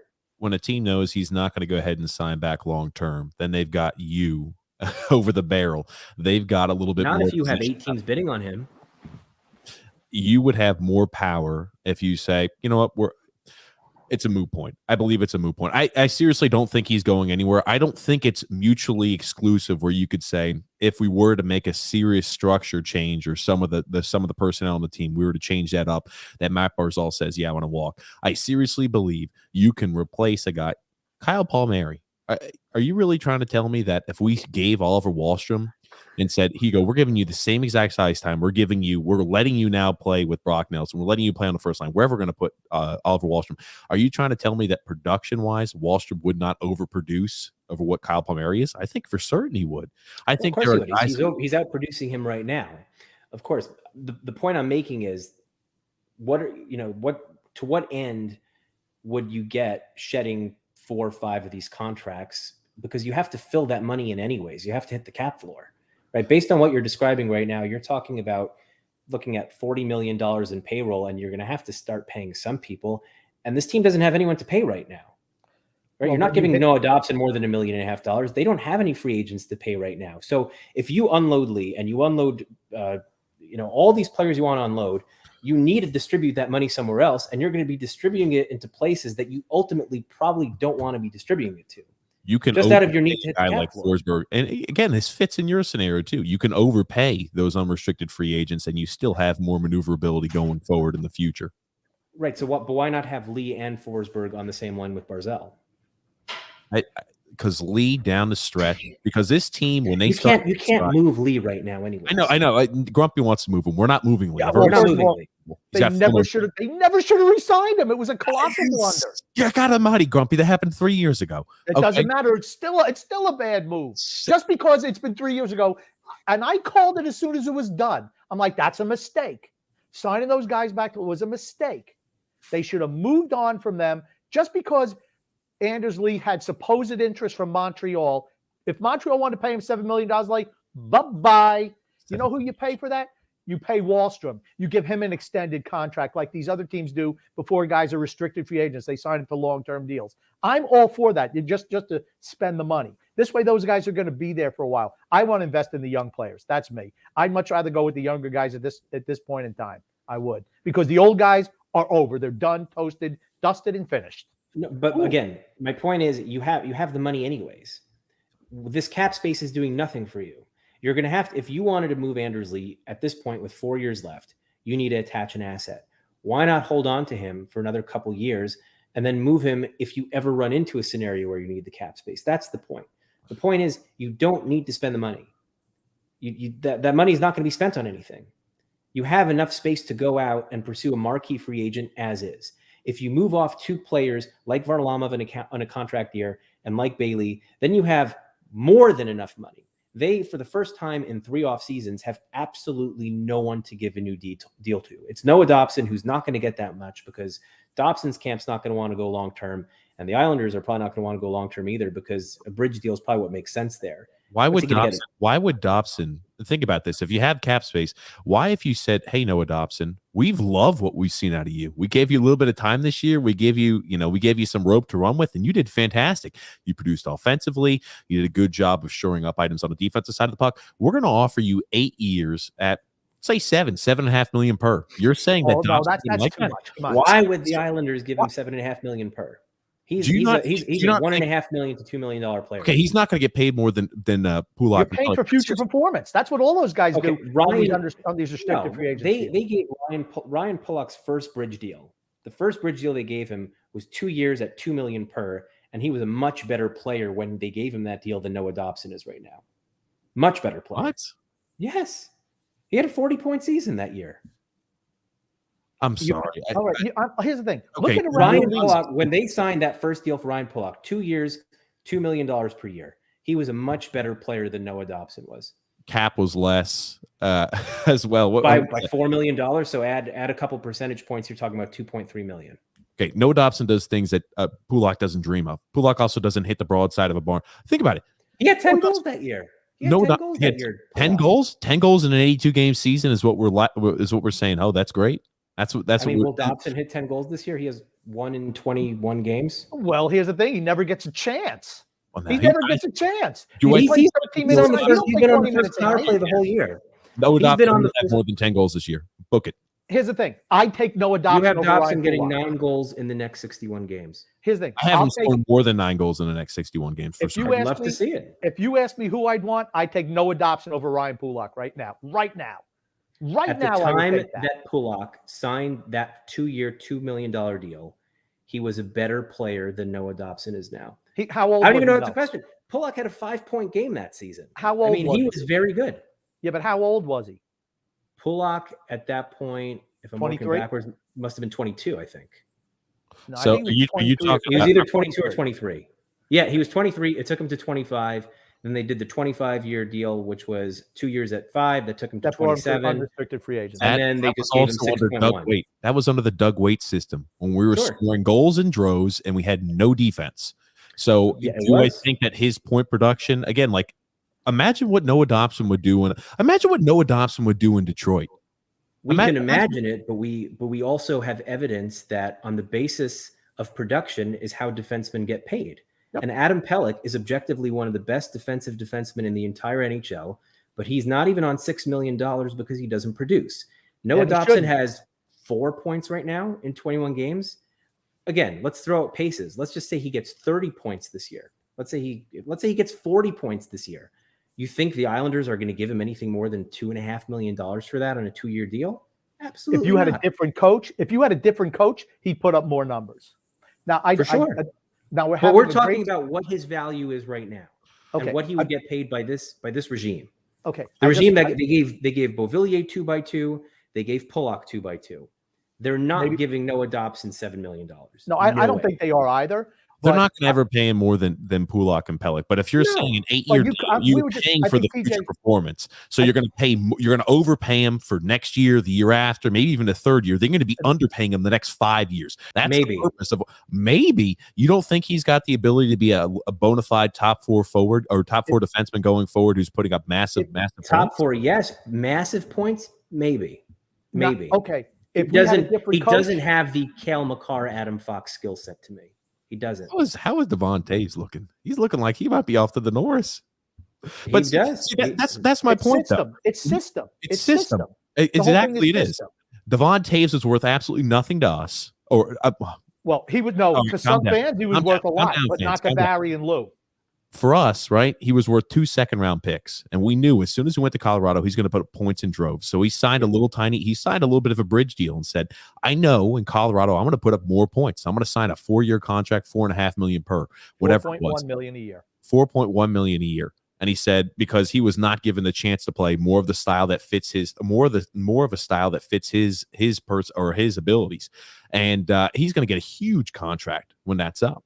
And if we You think bring about At age 30, he's going to get a huge contract. he will absolutely get a huge contract at age 30. We'll see. Absolutely. You watch. And here's the thing. He's with got a 17 different- points in 14 games so far this year. With a different coach, the whole dynamic changes. The whole dynamic changes if you have a different coach. Now, before we touch on anything else, TJ, you have an ad to read. Get to it.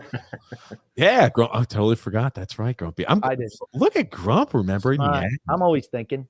I was about to say he needs a chance to regroup. He's got to get the next attack plan going on. I understand. Hey, today's podcast is brought to you by DraftKings. Football fans, I'm sure we all love an action-packed, high-scoring NFL game, but with the latest no-brainer from DraftKings Sportsbook, an official sports betting partner of the NFL, you'll be a winner once a single point is scored. New customers who bet just $1 on any team to score can win $100 in free bets.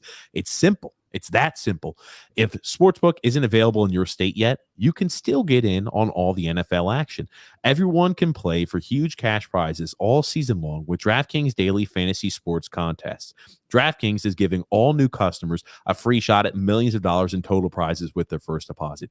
Download the DraftKings Sportsbook app now and use the promo code THPN and bet just $1 on any team to score, and you'll win $100 in free bets.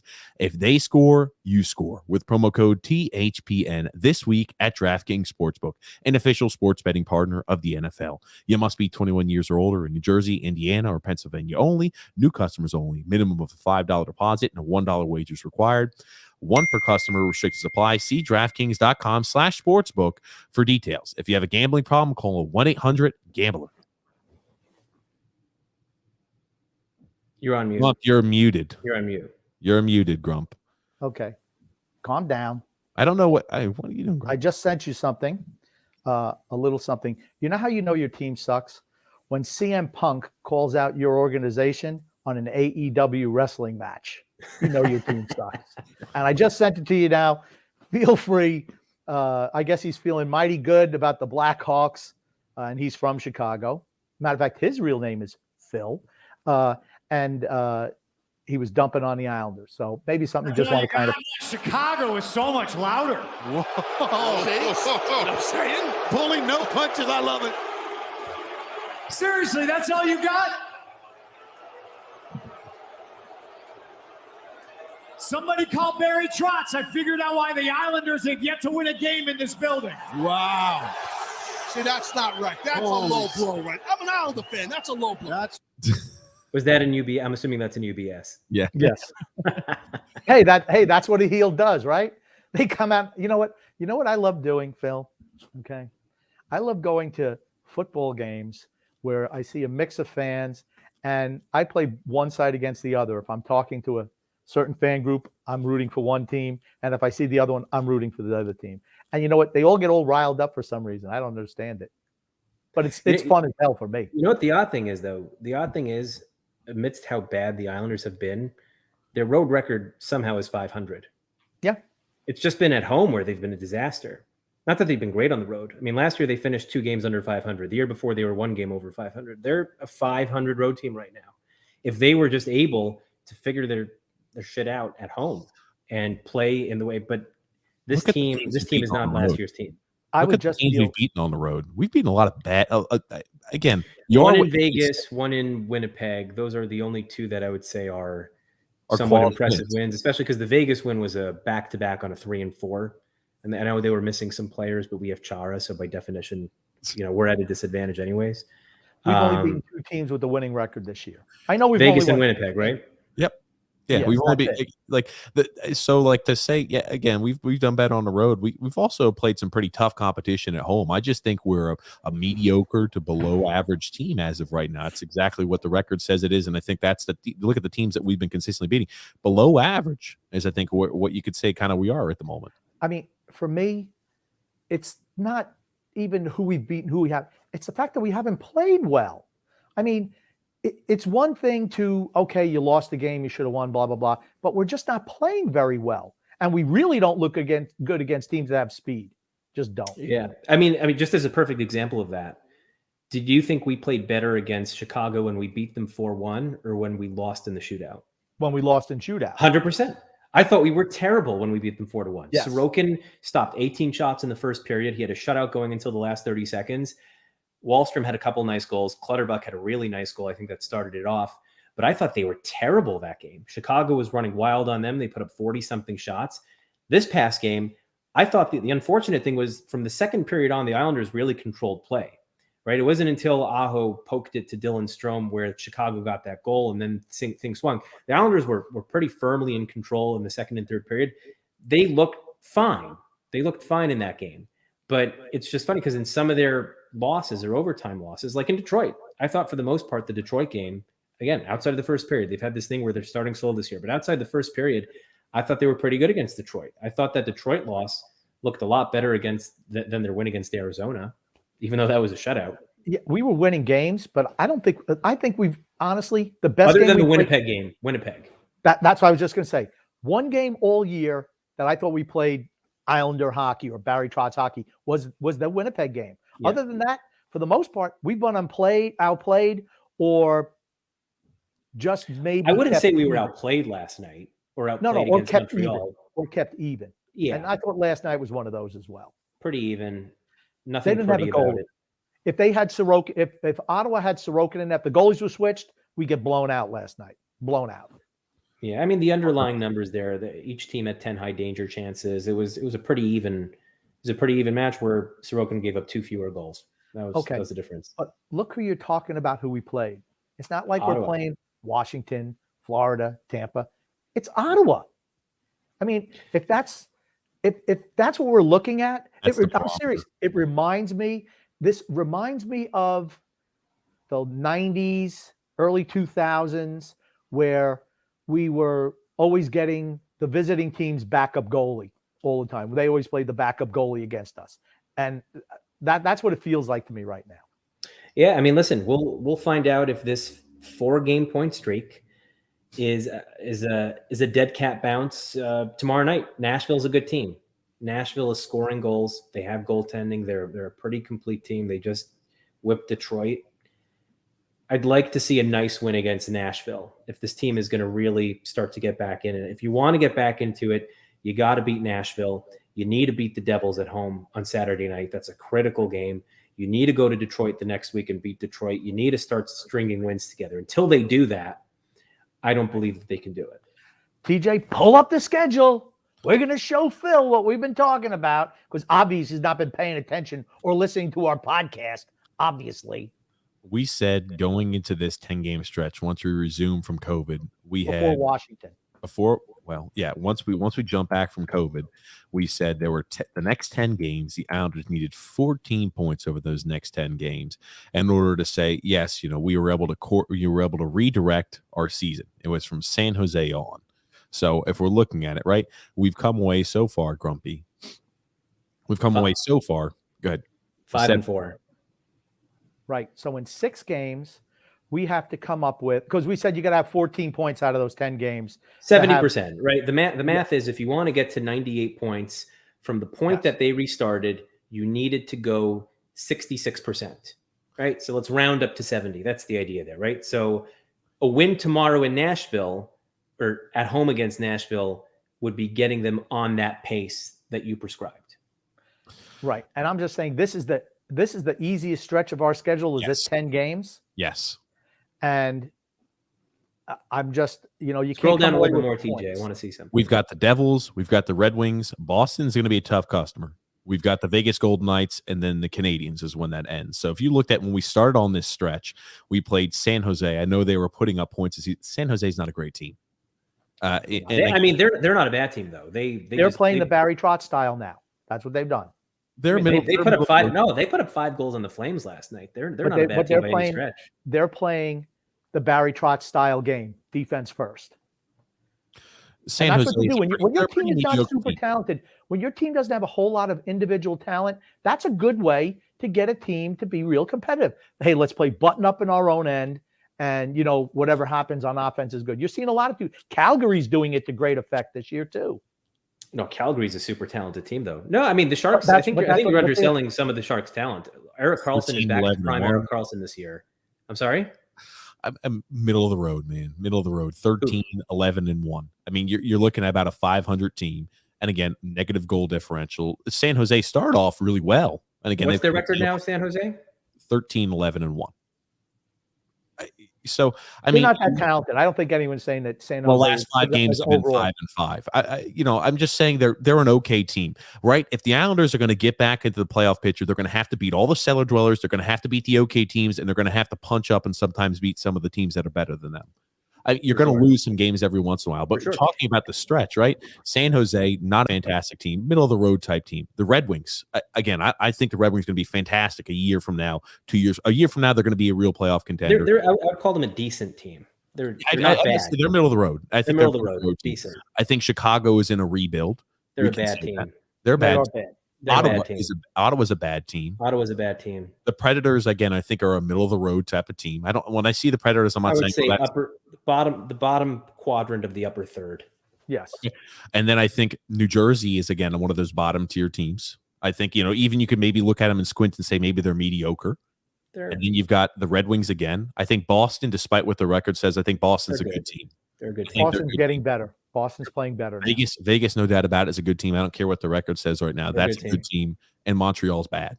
Yeah. So really what you need to do here is, based on the math that you gave here, 9 points in 6 games. That's 4 wins and an overtime loss. It's going to be close. 4-1-1. That's going to be close. That's going to be close. It's going to be close. Yeah, I mean, and listen, where they've been getting hurt, they're 0-5 in overtime, right? And who are some of the people who were the catalysts in overtime last year? Well, Nick Leddy was one, and you didn't replace that. But Beauvillier, and Beauvillier is just broken, right? They sent him out at the beginning of the overtime versus the Sharks. No one has any clue what he was intending to do with that play, right? The turnover that happened with the Red Wings that led to the Cedar goal, Beauvillier, a very low percentage pass to Pelech cutting through the middle. Not even sure what the play was drawn up to be there. Goes the other way. They set up the Cedar goal to the point where in the third game, Barry can't even use Beauvillier because he's so broken. And he's shouldn't be using good. Him. He's not been good at all. That's the biggest problem. You got to, OT is a 50-50 game. You should be getting half the OT points. They've left 2.5 points on the table over here. And a little bit of it is because you don't have Nelson and Pulock at your disposal, and those are guys that you throw out there. And we know Brock has had tremendous OT success since he's been an Islander, but they can't bury any of their shootout attempts. And when it's been settled in 3-on-3, they just look anemic. Yeah, I just don't think we have enough talent. That's why we lose those games. I just don't think we're a talented enough team. I just don't.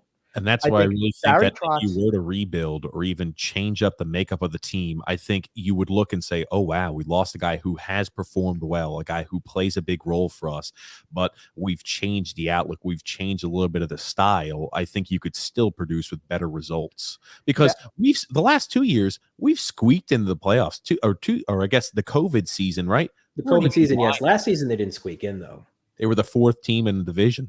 They cleared by 10 points and they had a 103-point pace. The 4th team in the division. Where were they in the conference? I mean, like they're not. I'm not saying when you're finishing. But the difference between 1 and 4 was only 6 points.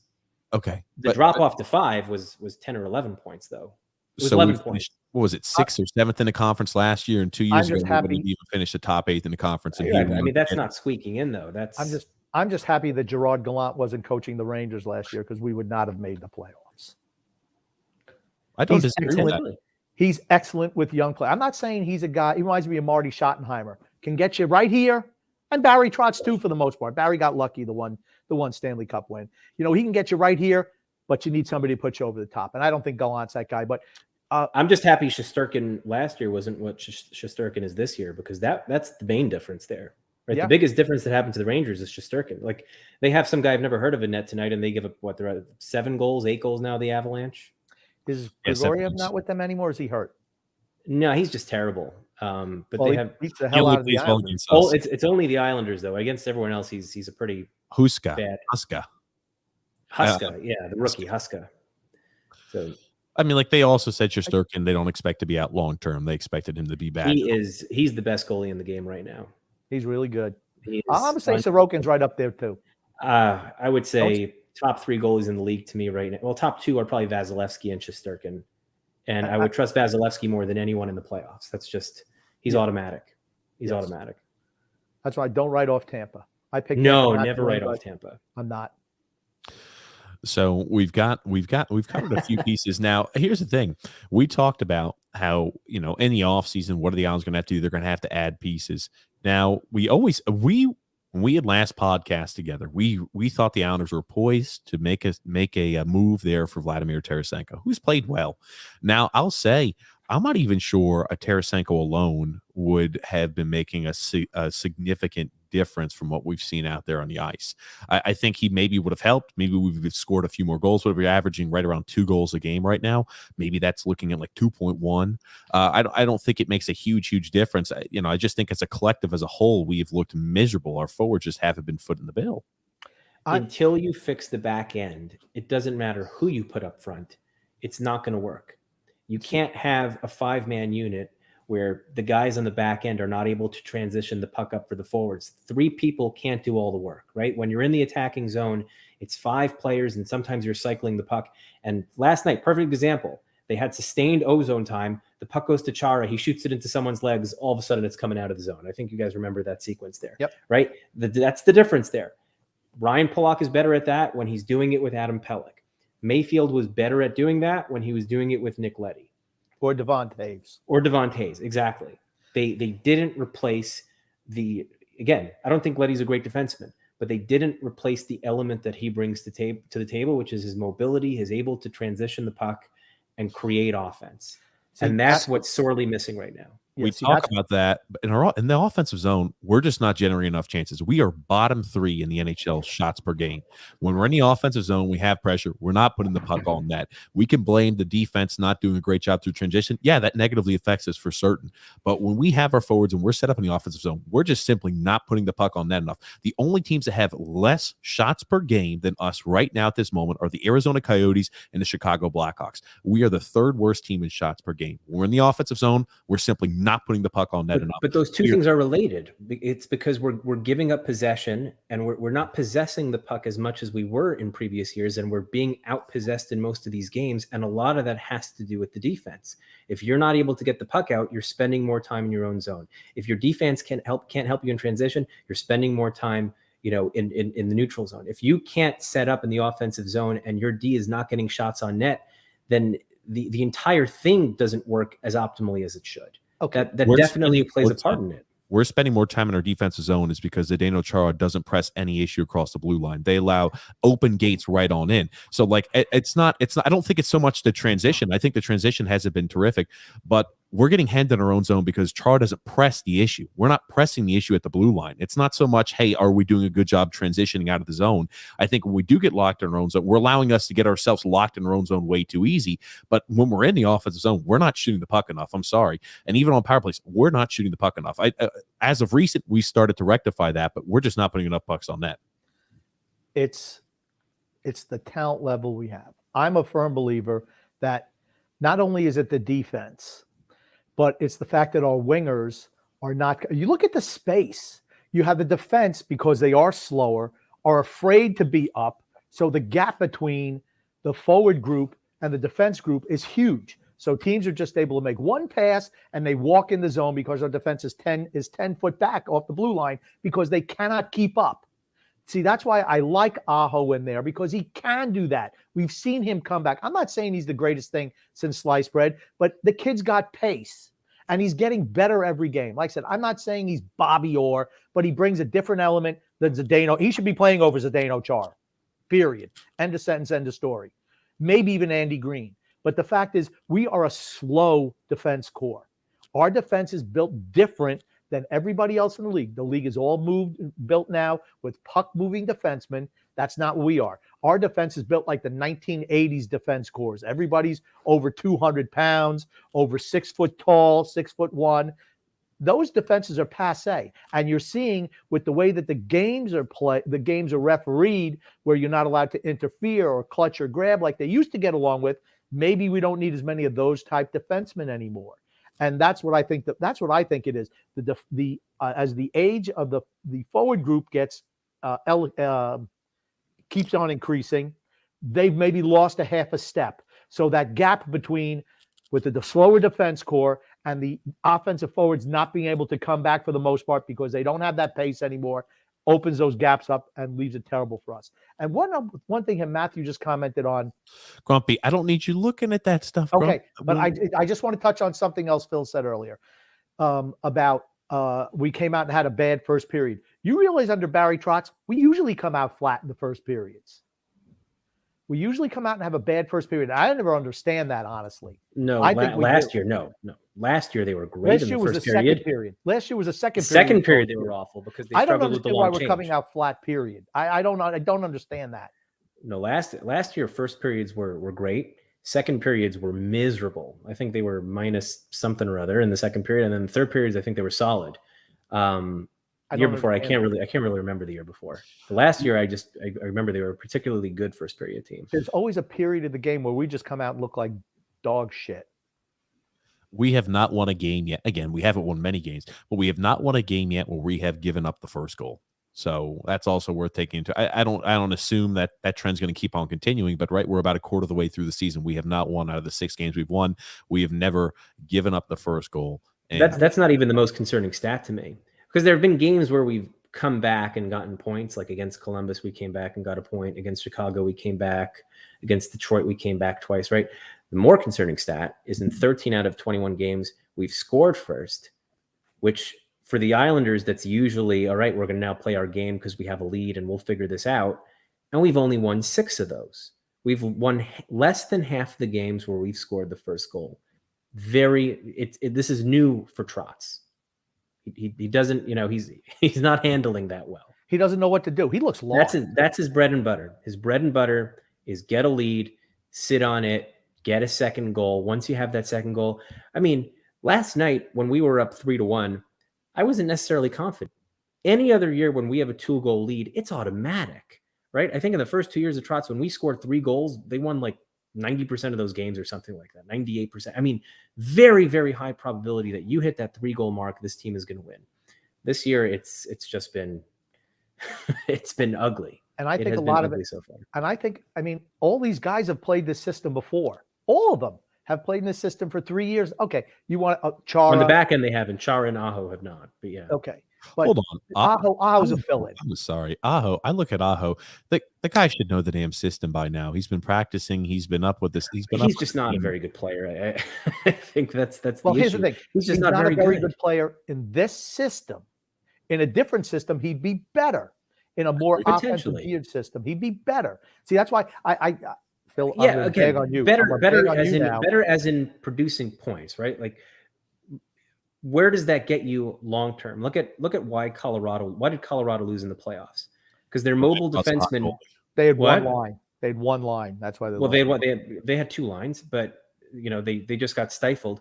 But Vegas, a bigger, more physical team, absolutely mowed down some of their mobile defensemen. I think Girard was like a -9. Sam Girard, very talented mobile defenseman. And in the regular season, he's going to put up a lot of points. He got obliterated in that round. In the 4 games they lost, he was a -9, I think. So Aho, to me, if you were relying on Aho to lock it down in a playoff setting where it's tight checking and it's a much more physical game and it's not run and gun and you're not winning games 6-4 or 7-3 like the Avalanche did tonight, it's just a different game. I don't trust Aho to be in that type of game. I don't trust Aho to be out there against the Boston Bruins. I just think Aho as a bottom pairing guy is sufficient. And in the playoffs, you're not going to have a bottom pairing guy playing 15 minutes a game. They're going to ride their top 2 pairs. That's what I'm saying. And in a different system, though. It's all about being in a different system. Yeah, I don't necessarily, Grumpy. I think that he would play better in a different system. And here's the thing, too. When you're in a team that's more of one of those, high-flying offensive juggernauts, you're going to spend less time in your own zone. So you're going to be exposed, ideally, less often. When you do get exposed, you're going to look awful. But, you're going to understand that that's the premonition of, hey, he performs on the offensive side of the puck. Defense could, leave some question marks. And I've always wondered this. The reason why those teams, get away, those bigger teams in the playoffs get away with more of it is because you can clutch and grab. You can commit penalties ad nauseum without getting called on it. Scott Mayfield's a perfect example of that. Yeah. Scott Mayfield, Chara's another example of it. So I have no idea how many minor penalties we have over the season. I have no idea if we lead, or we're one of the leaders in minor penalties this season or not. I have to assume we commit a lot of infractions, and seriously, if we could be called for a lot more than we commit. So I'm sure other teams are the same exact way. I think last year we were the 2nd or 3rd to least penalized team in the regular season. The Islanders are. I mean, this year it seems like it's more. I haven't looked at it, but they've played it pretty clean under Barry for the most part. I think, though, in the playoffs, though, a lot of those teams, you get away with a lot more clutch and grab. You can get away with a lot more of the physical play. My question is this. You see guys like Connor McDavid, the future and the face of the NHL. And the NHL is changing. It's shifting towards more of a, ice capades type of league. Are the playoffs also going to alter? Are they just a few years behind? If it does, it does. I mean, but until then, the evidence is that what the Islanders have been doing in the playoffs is what playoff hockey is. Again, Tampa, right? If you look at their back end, they don't have any D-men that fly. I mean, most of those guys are big physical D-men. Hedman. Sergachev can skate. Sergachev could skate, but I mean, you're not talking about like a Leddy type skater back there. They win because they're able to lock it down. That 1-0 game, it was boring as hell, but they've got guys like McDonough, and McDonough does bring a little bit of offense to the table also. And, they were a big physical team that had elite forwards. I mean, that was a flawless team, that Tampa team. Here's one for you. What do you do you think Colorado would want Varlamov back? No. I think No. Varlamov. I think here's the thing: if Colorado did, what a mistake. I think Varlamov is a guy who's benefited greatly from the system, and I think that Sorokin could be a good goalie anywhere he goes. I think Sorokin benefits from the system though too. I'm sorry, if Varlamov goes somewhere and he's more exposed, you're going to see numbers kind of, even if his numbers aren't great right now. Don't expect what you saw last year or two seasons ago from Varlamov. I mean, you have a couple of, listen, I think there could be a market for him. There are two playoff teams that come to mind that have absolutely no goaltending, are Edmonton and Colorado. Colorado is going nowhere with this goaltending. I think they're giving up the 5th to most goals in the league right now. They're going nowhere with Kemper, and Kemper's a Band-Aid anyways, and they have no one behind Kemper.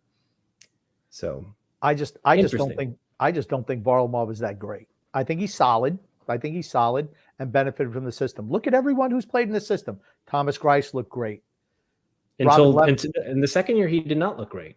He had a 913. Right, but his first year, his first year he was great. His first year he was a 913 percentage for a backup isn't bad. I'll take a 913 for backup. That's fine. But again, Varley was a 930 last year.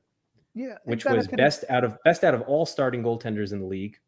He had the most shutouts out of all starting goaltenders. Danny Francis brought this up, and I never thought of it until he did. We also played 8 games against the Sabres and 8 games against the Devils. That's not who he was shutting out. He shut out the Bruins. He shut out the Rangers 4 times. The Rangers were a high-scoring team last year. He shut out the Rangers 4 times. He shut out the Bruins. And then his other 2 shutouts, he had one versus the Capitals, and he had another shutout against... We own the Rangers. Just saying save percentage wise. I'm just talking save percentage. I'm talking save percentage wise. Save percentage wise, he was above 900 against every team, I think, except for like Philadelphia. Philadelphia had his number for some reason early in the season, and then they switched. But some of his shutouts came against quality competition. Yeah. I'm saying when you're playing against the cellar dwellers, 16 games out of that shortened season, that's going to make stats look better than they should be. But then you would expect, if that was the case, that Washington goalie and Pittsburgh's goalie and Boston's goalie would have the same numbers, because they're playing against the same cellar dweller teams. Yet out of all the teams in this division, they play different Varlamov style. had the best. They play a different style, though. It's styles. The Islanders' style, when it's going well, is just try to win games 1-0, button up, play solid defense. Here's the thing: Leonard was great with us, right? Fantastic. You can roll out just about anybody out there with Mitch Korn and Pierre Greco as the coaches, and I think you would see tremendous results. They're just fantastic coaches, and the system really helps goaltenders. I mean, he had the 5th highest high danger save percentage last year too. So it wasn't even that he was, on the power play, right? Sorokin's biggest deficiency last year was he was terrible on the PK. It was awful. Varlamov was very good at it. I think Varlamov was like top 3 in penalty kill save percentage. That's not as much a system game, right? Yeah, but just saying, I could see a team like Edmonton, again, if Varley would waive to go to Edmonton, or Colorado potentially being interested in a guy who's made it to 2 conference finals and has 40-ish games of playoff experience under his belt. I do think there's a market for that. Yeah, he's not going to be a savior. If they're looking for a savior in goal, he's not the answer. He's not. 9.32 save percentage against Buffalo last season, 9.47 against the Devils. Ooh, give me Boston. Give me Boston. Boston, he played well. Boston, he played well. The numbers. 9.43, right? Worst they're a one-line team. Boston's a one-line team. And we played that line really well. Boston was pumping in goals against everyone last year, though. They were a good team. One line. They were a one-line team. Boston was it the first 5 games in a row we won against, or the first 5 times we faced off against Boston, we beat them. The first 4 times, and then after that they just. Oof. But they were good even when we were beating them, though. They were in a playoff spot pretty much all year. We seem to have their number. That being said, all I'm saying is the numbers are inflated because you play. Hey, I'm give me his playing. numbers versus the Rangers. Phil. Give me his numbers versus the Rangers. Rangers had a good offensive team last year. TJ, Spitting facts at you, Phil. No. That's what No, he's doing right now. He played well against the Rangers too. Give in me the 9-7-6. numbers. Give me the numbers. I got it. 9.76 save percentage against the Rangers and He under 1 dominated goals he against average. dominated the Rangers. He wasn't spectacular. He didn't need to be. I did bet to not say need we to had the be. Rangers numbers all year last year too. All I'm saying is now we're not seeing, hey, we're playing against this. We're playing against a lot of those I don't- other boys who be- had stats. Phil, I pay think- your damn electric bill. What the hell's going on over there? I don't know what's going on over here. I don't know. I think being dismissive of 4 shutouts is a little bit silly. Saying we simply have the Rangers number. I don't know. There are high danger chances in those games. The game that we beat them 2-0, he stopped 2 Panarin breakaways. He stopped like 2 or 3 Zibanejad breakaways. That was a game that the Rangers should have won. That he stole that one. Would you say that was a career year for him? I mean, it was statistically There speaking. you go. it So was. guess what? Everybody has a career year. That was his last year. There you go, Phil. There's a little facts for you, boy. Sure. But I mean, look at what Kemper was traded for. Kemper was traded for a first, a third, and a prospect. And look what Kemper did last year, right? Kemper was Nothing. great. He's terrible. But here's the thing. But he had a career year. That's No, my he point. didn't. That was not When his he was career year. when he was with Arizona, he was phenomenal. The Kemper has played 1 full season in his entire career, and he's 31 years old. Well, that's a whole nother story. But he was fantastic when he was with Arizona. It might have been 2 years ago. Might have been 2 years I think ago. you're thinking He was probably 2 years spectacular. ago. He was on my fantasy hockey team. He was like easy. It was like 2 years ago, Grum. That was 2 years ago. You talk about how the system hemmed up College Quinn as a coach. The Rangers only averaged 28 shots a night against Varlamov. I mean, it wasn't like he was facing, shots ad nauseum, right? You talk about some of these games. Yeah, terrific. He did look good, but I mean, he wasn't facing, I mean, 28 shots a night. Okay. That's a little less than what I would expect to see on a night in, night out basis. No? I mean, that's probably about league average. we were good. Here's the thing. We were really good defensively last year as a team. I don't know. I don't know if it's as much as we were good defensively as we did get elite goaltending. He gave us elite goaltending last year. There's just no denying it. What was that shutout against Washington? What did he face? 35 He was also shots? undefeated. Think about this. He was undefeated in home, I think, if I'm reading that right. That sounds about right. We I'm were sorry. really No, good he at did. home last I'm year. sorry. I'm wrong. I thought I misspoke. He was Maybe he had 12, one loss 3, at and home. 3. Yeah, he had 3 losses at home and then 3 in overtime. He was 12-3-3. I totally. we were botched really that. good at home last year. It was only 56 game season also. They were so. great at home last year. Yeah. Yeah. I don't know. I think you're underselling Varley a little bit.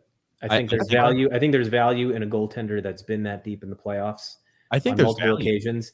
I think if guys like Kemper, who are nowhere near as good as Varlamov, in my opinion, I don't think Kemper's good at all. And the guy can never stay healthy, right? If that goes for over a first round pick, a first, a third, a prospect for a guy like Kemper, if a team is looking to really make a run and they need to shore up their goaltending, where's Edmonton going with Mikko Koskinen?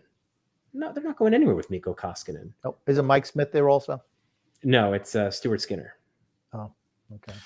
Well, I think he's got. Trust me, I think he has value. I don't expect him to be the savior. Don't expect him to post. I don't up- need him to be the savior. He close. won't be on our team. Well, I mean, I'm saying Colorado or Edmonton. I just don't. Colorado and Edmonton don't expect Varlamov to be the savior. I You'll- mean, the numbers get you a- saw last year, even the 2 years ago with Trott's system, you're going to see those drastically lower. In a system where he's going to face a lot more opportunities coming the other way, a lot more of those high danger chances. Even though he was 5th in high danger save percentage last season, I think you're going to see a lot more of those chances going the other way than he had faced last year with the Islanders. Yeah. I mean, like I said, here's the thing. People are saying the Varlamov's not had a great, or he's been not as good as last year. I think he's been pretty much the same as last year. I don't think he's been No, terrible. you could tell he was playing hurt early on. I mean, his lateral movement just wasn't there. It wasn't strong. Yeah. He I was think much, he's- he was much he's better good last too. year. I don't think you're remembering how good he was last year. I don't think you're remembering how good he was in the Boston series or how good he was in the Tampa series minus that one game where they lost 8-0. I don't think you're remembering how good he was. He was really, really good. I Against thought the he- Penguins, those 2 games were bad. Yeah. Right? I think Statistically that's what- speaking, they weren't bad because he didn't give up that many, except the second one he did. But once he came in versus Boston, he shut the door against them. he lets in a weekie every game. Every game he'll let in a weak goal. And he did that last year too. He did it last year too in the playoffs. He let a weak goal at every game. Sometimes first shot of the game. I mean, certainly in the playoffs it was like that. And here's the thing, I'm not putting him down. I think he's a solid goalie. He's not elite. He's solid. He's not elite. And if these teams think that you're getting The Islander version of Varlamov, I think they're mistaken because how many goalies are ever available at the deadline period that you would call it? The elite goalies are usually playing for the elite teams. Usually those trades are made. In the off season. And I think he will be moved in the off season. I just don't think. I'm talking about a scenario where you are Joe Sakic, where you made a tremendous mistake. And Grubauer has been awful this year, but they made an errant miscalculation really by bringing back Landeskog. I thought that was not what they needed to do. They sacrificed depth, they sacrificed the net, and they have a big problem. If they even want to get out of the first round this year, they need to figure out how to stop the puck. Anyways. Well, let me ask you this. I wanted to bring up a point. Now, I had a few things written down. Now, you talk about how he says always wonderful things about these players on the edge, who are not, fantastic players and players that are of better ilk. He'll be more critical on there to the press. I wonder if it's like, when you've got the shitty kid on the baseball team where you're just like, oh, man, Johnny, radio over here sucks. I'm not going to say anything bad about him because, he can barely put contact to the ball. I don't think he skates that well. His shot's not all that great. I just wonder if it's because he doesn't see much in him that he won't be critical of him. It's just like, yeah, he's not ever in my future. So I'm not going to be, I don't really see much in him. So I'm not going to push him like that. Coaches have favorites. Yeah. But now I want to ask you about this. Now, Phil's facts. Phil, you told me before. Did they call you Phil's Facts at home? They do. That's what they call me. That's how I got that name. Now your daughters don't. They call on the birth certificate. They call you Erroneous Phil. That's what they call you. Well, we always said Grumpy had to have the name changed when he was the grumpy young man. Now he's the grumpy old man. But I want to ask now, you had been a big believer that Cole Makar was one of the reasons why Devon Toews has been so successful. Do you still think it's based off of, Cale Makar? Do you still think it's based off of Makar, or do you think, you know what, I've seen that success there from Devon Toews a little bit over the last bit. Maybe I think that Devon Toews earned a little bit more, respect, put some more respect. He's a legitimate top defensive player at this point. And the point totals, he obviously benefits tremendously from the Colorado system, right? He didn't have those point totals here, wasn't particularly good on the power play here. But again, like Grumpy said, this system with these players don't lend themselves to inflated point totals. You could probably put Nick Leddy in Colorado, and Nick Leddy would probably have point totals, maybe not like Devon Toews, but he would have big point totals there too. I mean, hell, Leddy had 31 points for us last year, right? Which is, in a 56-game season, that's a pretty good pace. So I think he's very good. I think he's definitely benefits statistically speaking from the Colorado system. But yeah, I think he's a very good player. That's all, Grump. I didn't know if he's. Why did Phil not like Devon Toews before? I hated him after that playoff run. He was so awful versus Tampa. Again, ideally, I would have liked to have kept him. I said if we can keep all 3 RFAs, you do it. Mathematically speaking, though, it was impossible. They just didn't have the space to do it.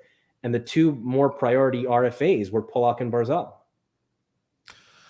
Well, I want to kind of shift gears a little bit. We talked about how the power play went through a period of hideous play, hard to watch, where it's more of a liability than a positive on the ice. We finally seem to put Oliver Wahlstrom on this line here with Matt Barzal, and now we're starting to see production. Do you think that there's a reason for that, or is it just coincidence? Like, hey, we were hitting unlucky spots. Now that it has nothing to do with Oliver Wahlstrom being now paired up with Matt Barzal, or do you think it's directly indicative of, hey, we've put a goal scorer with a great playmaker, and now we're seeing goals in the result on the power play? I think it's 2 things. I think it is personnel. I've always said personnel, but look at. Before our power play was like in suspended animation. If you know what, slow pass to the side, slow pass back up top, slow pass to the other side. You're seeing a little bit more speed. It's not where it needs to be, but it has improved. And I don't know if it's the players or not, because Dobson earlier in the year, he started off quick and then he was back into just like everybody else, real slow, like Leddy and Bailey last year, just so methodical, where you're seeing a little bit more pace, a little bit more sharper movement, quicker movement, and that opens up space for a Wahlstrom, and he's cashing in so far. That's what I think is a combination of the 2. So yeah, I think it's the personnel change where they've moved Wahlstrom, their best shooter, onto a unit with their best playmaker, Barzal. I think that's paid dividends. The goal that Pajot scored against the Blackhawks that tied it up at 1. What happened on that power play? Why did that power play work? Did either of you notice? Did either of you notice what Barzal did specifically? Can you say that again, Phil? I wasn't paying attention. The power play goal against the Blackhawks. Do you know what made that work? Which unit scored? It was the second unit, right? The Pajot, Aho. I don't even know who they have on that unit right now. Aho took the shot, right? Aho took the shot. Aho put the shot. But who gave Aho the puck? Barzal. It was Barzal, right? Barzal did not change. He was not getting off the ice. He didn't let Bailey on the ice. Very simple. They have Bailey in that spot on the right wall there. I have no clue what the hell he's ever doing. He's usually giving the puck away. What happened on that specific sequence was Barzal's like, screw it. I'm staying out for the entire power play. Retrieves the puck, gets it to Aho. Aho gets the shot. Pajot gets the deflection. So, number one, I think Bailey is completely, and again, I don't want to make this all about like a Bailey bashing session, but the reality is he's been absolutely terrible in every facet of the game and does not belong in the power play. I'd rather have a stationary shooter type like Kiefer Bellows on the power play even over him, where you could line him up on the other side for one-timers, right? You have Wahlstrom on, over the right dot, and you get Bellows on the left dot, and it's kind of like a pick your poison kind of thing, and they could set up one-timers on either side. But I think moving around personnel, and I think Grumpy had said earlier that a lot of that was forced because they don't have Brock Nelson available to them right now, and that's part of it. So they've loaded up one power play, and that power play, even when they haven't been scoring, they've been getting chances, and they've been looking good. Yep. So we talk about the dividends it paid by putting Oliver Wahlstrom on a power play unit with Matt Barzal. Yep. Would we not also, maybe we're jumping to a conclusion. Do we also think maybe we might see more offensive production out of a first line if we were to put Oliver Wahlstrom with Matt Barzal? Definitely more than Josh Bailey. Again, you can't really extrapolate a power play situation to 5-on-5 play because, again, these are set plays that you're able to design when you understand, you figure out what the defensive scheme is, right? There's a lot of pregame, you're looking at film. How does this team operate its penalty kill? And then you could kind of strategize around that and make set plays. So I know there was a lot of tweets out there by bloggers like, oh, here we have, picture perfect proof that if we just simply put Wahlstrom onto Barzal's wing, he had 2 goals with him tonight. Those are power play goals. So I don't want to jump to any conclusions from that because it's entirely different than 5-on-5 play, but it would stand to reason that Wahlstrom, or as a matter of fact, literally anyone who can shoot more than 9 times in 16 games would have more success. Grumpy would shoot more than 9 times in 16 games. I got guaranteed. I just want to. But yeah, at this point, I'm open to it. I am very much open and eager to see what Wahlstrom could do there. If they wanted to move when Nelson comes back and have Wahlstrom play with Nelson and Beauvillier, I'd be fine with that also. If they wanted to move Palmieri to play with Lee and Barzal, literally anyone other than Josh Bailey on that spot with Barzal, I think would drastically improve the team. I'm not even opposed to a guy like Palmieri. I think Palmieri plays well. He's a guy that he is. I'm not saying he's as good. I still think that Wahlstrom's more of a tailor-made fit for it. Maybe this is just a simple. I'm like my caveman brain is saying, playmaker, guy who stands in front of the net and gets garbage goals, who's able to go ahead and screen goalie, sniper. Maybe that's just it's brain coming in. in. I think it's something that could work. Yeah, and the problem with having Wahlstrom on a line with a Koivula type, right, is Wahlstrom is a pretty meh. He's a mediocre skater, and he's not a fantastic stick handler. Sometimes he thinks he could skate up the ice and stick handle and get the puck in the zone like Barzal can, and usually it fails. Usually he ends up, tripping and turning it over at the blue line, and it goes the other way. And that's the one thing that I know Barry absolutely hates about his game. He gives up possession because he doesn't do the chip and chase. Literally only Barzal. I think Barzal's probably the only guy in this team that can transition into the zone effectively without doing the dump and chase. Zarnik is better at it than most players on this team, actually, and that's part of what was working. He was the guy usually carrying the puck in last night for that trio. But I think it would help Wahlstrom's game tremendously if he played with a Beauvillier who can, he often dumps and chases, but part of Beau's game when Beau's working is his retrieval game. He's a puck hound, right? When Beau is at his best, he's dumping it in and he's getting his own rebounds and cycling the puck around and making it work, and then Nelson scores or whoever scores. So I think you're not optimizing what you can get out of Wahlstrom by having him in a 10-minute 5-on-5 role. Whatever Barry doesn't see that he needs to see in order to do it. I know he addressed it last night at the press conference saying, I want to make him a top line player, but there's a process and he had a whole long-winded answer to it. But to answer your question, yes, I would love to see it. I'd be very curious to see them try that full time. Phil, I don't know. You and TJ both have the same disease of taking 5 minutes to get to a 2-second point. I was going to say that. I can see why the two of you are pals together. I can see that. Well, hey, here's the thing. I've known you don't mess with Phil on Twitter. He's got a very you talk about how, he's a very verbose individual. He can get, takes. No, I'm not saying he's verbose. I never said he was verbose. Don't put words in my mouth. Okay, I'm just saying he takes 5 minutes to get to a point that could be saying, 5 words. Right? On Twitter, he could zero that in, it feels like. So he's got the ability to do it in a short strike if he needs to. What I'm saying is, when you and Phil say hello and goodbye to one another on a phone call, it must take 20 minutes. That's all I'm saying. A long time. But I'm not really begging on you, Phil. I'm more begging on TJ. It's just, it doesn't look like Philly's new coach is working out. They just got shut out tonight by the Devils. So. Yeah, Mike Yao is. But I wrote on Twitter, they're playing 4D chess over here, right? They hired Mike Yao specifically so that they would tank to the bottom of the league and then fire him in January like the Blues did, and then see if firing Mike Yao in January leads to you going on a run. And that's by the way, anyone who's talking about the Blues in relation to the Islanders, forgetting the fact that the Blues were a much more talented team, but the first step in the process was firing the coach. Right. So if you want to fire Trotz and roll the dice on Lane Lambert, I don't think it'll work. But that's really what you're suggesting when you talk about, oh, we're just going to be like the Blues and figure it out. And The Blues, they didn't have the injuries we have. First of all, they weren't missing, key players like Nelson and Pollock and have COVID and et cetera. But also they fired their coach. And that was I'm happy you brought that up. We had talked about this, and every time I see it, I just think to myself, okay, I'm going to say this as nicely as possible. Low information hockey fan, a guy who doesn't, or a guy or girl who doesn't really pay. I usually ride the fence, but that's when I won't. Right? You look at Binghamton too, a guy who came up from the A and just lit the world on fire. Goaltending was not fantastic for the Blues that year either. They found a freaking scorching hot goalie.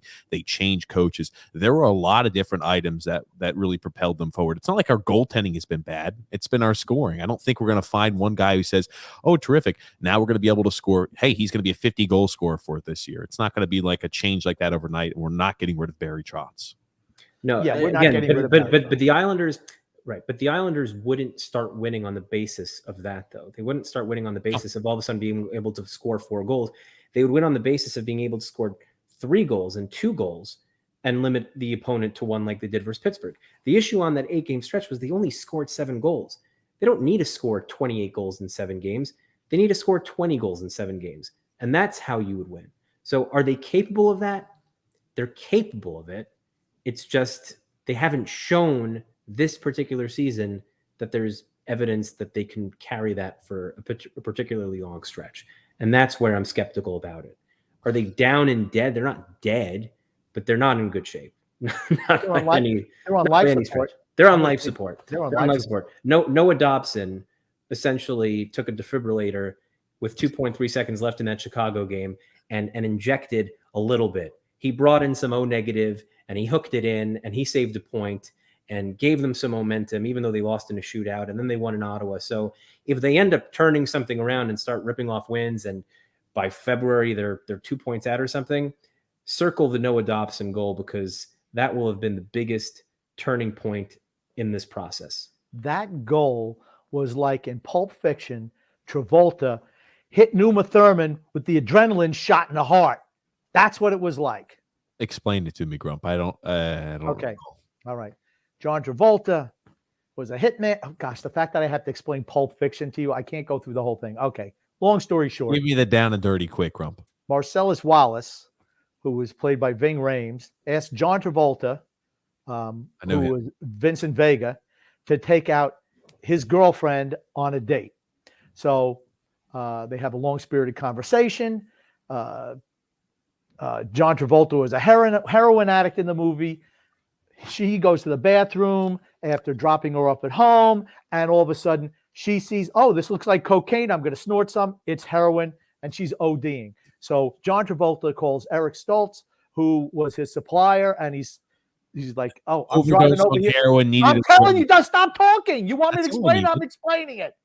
So he drives over to the house and they say, "What are you going to do? You got to hit her with the adrenaline. Hit her with the adrenaline." He's like, "How many times? Multiple times?" He says, "No, just once." And they drew like a magic marker, a little red thing.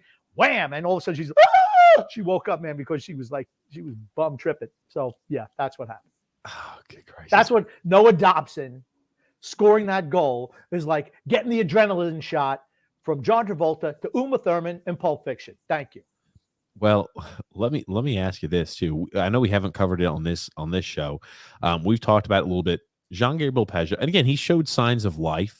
I think even 2 games ago against. He's on. I mean, I'd say this 3-game stretch is his best 3-game stretch of the season. He was very good against Detroit. He was good against Chicago, and he was good last night. I think he needs to perform in order to play. I think he's been. You talk about he's showing signs of life, but he's a guy where I worry. I'm like, okay, is this just an anomaly for this season? Is he on the wrong side of 30? Is he a guy who's had a lot of tough miles on his body? Are we just going to see diminished returns, or can we expect that he's recovering again? Like, I just hadn't seen the feet moving, right? He had the wrist surgery at the end of the season. It wasn't like he had like a torn groin or had a hernia or something like that. It was the wrist that, I just hadn't seen the compete level there with his skating and moving his feet. I've seen it over the last few games. Is that something we should expect to continue to see, or do we see him revert to what we had seen the first, 17 some odd games? Yeah, for me, I still don't think he's what he was last year. And, but a player like that, playing that style, when you lose a little bit of that quickness, you're not the player that you were. And that's what happened. He's 29 years old now. And players like that don't last long. Think about his whole game is predicated on quickness, speed, determination, every other thing, right?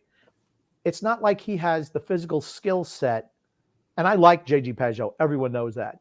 But I just wonder if he's getting to that age where he's maybe a half a step slower, doesn't have that same jump. And it shows up in guys like that more. That's what I think. Yeah, I would say let's see how the next several games go. Definitely started slow, no question about it. He was one of the guys who got affected by the early stomach bug and missed a game or two or something like that. But I think these last 3 games have been encouraging. I think he did have a groin issue because on the Canadian broadcast in game 2, when he went out, he pulled up on something and he was limping to the bench. And for the rest of the series, I don't think it was much about his wrist. He just wasn't skating properly. I know I watched the game last night with the Canadian broadcast and they were just singing his praises all over the place and talking about how he started the season slow. And now in the faceoff dot in the past 3 games, he's been like 89%. And the color commentary person was talking about how he had wrist surgery. So maybe he's getting used to the feel again or something like that. But we'll see. Okay. That said, just remember, he was like a hero in Ottawa when he played there. I mean, they loved him there. Come on. And I loved him too. Yeah. I mean, this is a national team for TSN. I don't think it's like they get their marching orders too, Phil. You know that. Maybe. Well, and now let me ask you this. Do you buy we've heard a lot of different reasoning and rationale as to why the Islanders have struggled this year. It started off with the teams that all made the semifinals this last year all got off to slow starts. Colorado, Tampa Bay, Montreal, the Islanders. Then it moved to it's because we were on a 13-game road trip. Then it moved to we have a few players out with COVID. Then it moved to the players have to get their feet started back up. They had a few days off. They need to get back into a groove. I've heard every excuse under the sun. Are there any excuses that you say, or are there any reasonings as to why the Islanders have struggled so far? You say that has validity. I believe this is actually the real reason why the Islanders have been off to such a poor start, and I expect them to redirect. Phil, I'm going to go first because it does not going to take me long. They're just not a very good team this year. That's what I think the main concern is. They're just not I think they're an older team who's on the downside. That's why I think they're not as good. I mean, you can add in some of the other things, but to me, I feel that we've lost a half a step, a lot of our guys as they age into their 30s, and it means the unit is not as cohesive as it has been. So that's my big thing. I just don't think we're as good. That's the main reason why. Rather through losing players like Leddy, replacing them with Chara, bringing in, Zach Parise, he's just like Leo Komarov. Other than that, that's what I just think it is. Go ahead, Phil. We'll let you opine for as long as I mean, I'm going to keep it simple. It's what I said earlier. I think they destroyed what made the team successful, which was building from the back to the front, the goaltending, and the blue line. They were successful because they were an elite defensive team, and the defense helped out the offense. The defense helped generate offense, and they have none of that right now. And one of the reasons why I am skeptical that they could turn it around is because I don't see them making the necessary changes in order to fix that. Having Zdeno Chara and Andy Green in the same defensive unit is a recipe for disaster. You cannot get by with that. You need to have speed on the blue line. And unless that issue is remedied, I don't expect them to start ripping off 6-game win streaks, 8-game win streaks, whatever it might be. That is the biggest underlying issue. Should we have expected them to win games with 5 AHL defensemen in the lineup against Calgary and Toronto and the Rangers? No, not really, because that's a pretty tough hand. But that only explains 4 games, really. But the underlying theme from game 1 as to why they've looked so different, I think relates more to the back end than anything. Okay, so And now Phil's burying the defense pairings. I'm burying the forwards. It's not a good look, TJ. Why don't you bury the goalies? I'm sure as hell not burying the goalies. Okay, I think Sorokin's been a shining star for us. For the most part, yeah. I mean, against He's been good. the funny thing is, against Detroit, he was the reason they lost. He was the rare reason they lost. But they had like a goal expected of like 1.5 that game, and he gave up 4. So that was but he made the one game this whole. I think that was the one game this whole season that you could say Sorokin lost for them, where they scored 3 goals and Sorokin was just bad. Well, But he that's made a it. lot of spectacular saves that game too, though. And And it gets lost. It gets lost because he gives up. he gave up that 3 week. muffins. I mean, those were not particularly good goals. I'm going to cut him a little slack, Phil. Why don't you go tell us how Varlamov would have done better? Why don't you go roll that tripe out? I mean, you could argue Varlamov saved them a point against Chicago because he had 2 point-blank shots with 1:30 left. Everyone forgets that sequence. They allowed a clean breakaway. I didn't even know the goalie was still in the net. I thought they pulled Varlamov with like 1:35 left. All of a sudden, Chicago's going the other way. I'm like, oh, shit, game over, empty net. Varlamov was still there. He stopped the breakaway. No one covered the slot. There was a Chicago player clean in the slot, got another shot on net, point blank. Without those 2 saves, the Dobson thing never happens. You realize that in NHL vernacular, giving up a weak goal is called a Varley now. You're aware of that, right? Didn't know if you're aware of that new terminology. Oh, good. I'm up with it. I'm hip. Oh man. Well, let me ask you this, Phil. Has there been anything that's been driving you nuts that you've been seeing? We cover a lot of stuff that drive us nuts. I wanted to hear if there's anything that you've been seeing that's been driving you nuts. You've been seeing either propagated by the media cartel, propagated by fans. I want to know if there's anything that's been driving you nuts out there. You say, I don't understand why people are thinking this way. It's not the way it is. Any Chara or Bailey defenders have been driving me nuts. I think we just brought it up, right? The Wahlstrom thing, which again is valid. It is valid to want Wahlstrom to play top line, but writing articles about the proof is in the pudding because he scored power play goals. I mean, that kind of stuff. I think like what you just said before, TJ, you called those people who compared to the Blues. What was the terminology you used? You don't know hockey or low information hockey fans. I think, a lot of the stuff put out there, the concept might be correct. You might want to put these 2 pieces of the puzzle together, but you're arriving at your conclusion just using bad information. So some of that stuff drives me crazy for sure. And all the Blues comparisons, I hate them. I hate the Blues comparisons, right? If we happen to make the playoffs, it will have nothing to do with the way the Blues were able to turn their ship around.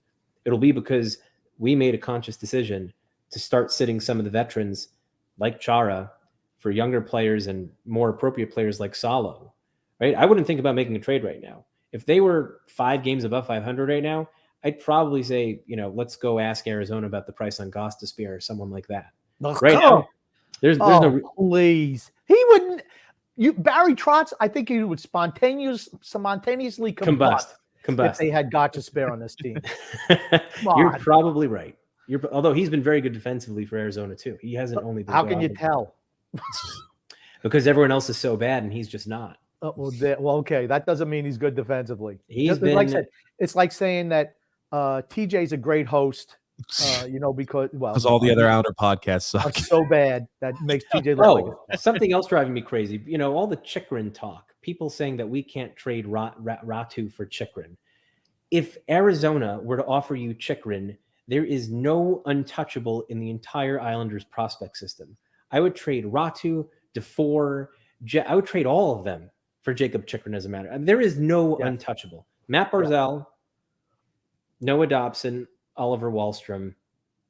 I mean, and those last two maybe, right? I could entertain a Dob. Probably not. Dobson's younger. I more think team control. I think so highly of Noah Dobson. I really do. Yeah, I could get behind that. But in terms of young players, I would trade Beauvillier for him. Yes. There are, not a lot of teams have a lot of untouchables for a 23-year-old like Chychrun who could score 25 goals.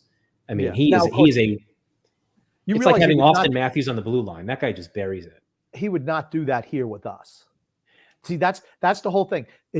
A lot of players that look great in other systems, if you have Barry Trotz as coach, Chychrun is different though. Chychrun, he is just a sniper. That guy just shoots the puck from the blue line. He's not like a gossip. First of all, he up until this year, he was good defensively. Now he's just on an awful team. But if you just look at him, it's just one-timers that just have eyes on them. The guy, he's got a rocket, laser beam shot. I think he would do well anywhere. He would score anywhere. Number 6 does too. Listen, don't put it on the net. You know what? Listen, in Barry's first 2 seasons, he had 10 goals and 9 goals, and then it just evaporated last year. You know what I think? I have the cure for Ryan Pulak's shooting difficulties. He should aim to miss the net, and I think he would hit it. No one is missing the net more now than Beauvillier, though. Oh, it's so frustrating. Oh yeah, he just misses the net, and when he misses the net, it usually goes around and comes the other way, and then it's a scoring chance. Someone's got to fix him. He should sit a game. To be honest, he should sit and just watch for a game. There's a lot of guys on this team who should sit based on performance. A lot of. I agree. I mean, I think something that's encouraging is that they're sitting Martin.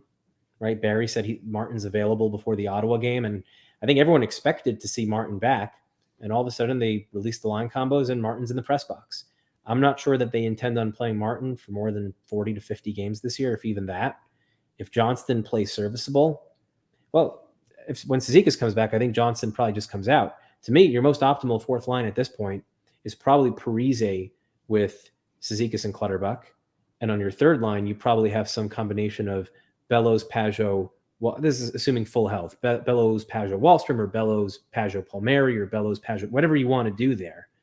But Martin comes out, and I think you probably get a lot more of what you hoped to get out of Martin when you signed that deal by having Zach Parise there, even if he's not necessarily scoring. I have no problem with Zach Parise if he plays on the fourth line. None. I think when you try to roll him up where he's not capable of playing anymore, that's where you run into problems. But as a fourth liner, I've had no problems. I think Jarnac has looked good for a couple of games. He's not great, but I think he's looked good. But I'd much rather have Pajot with, if you're not going to play Wahlstrom on the first line, Bellows and Wahlstrom with Pajot.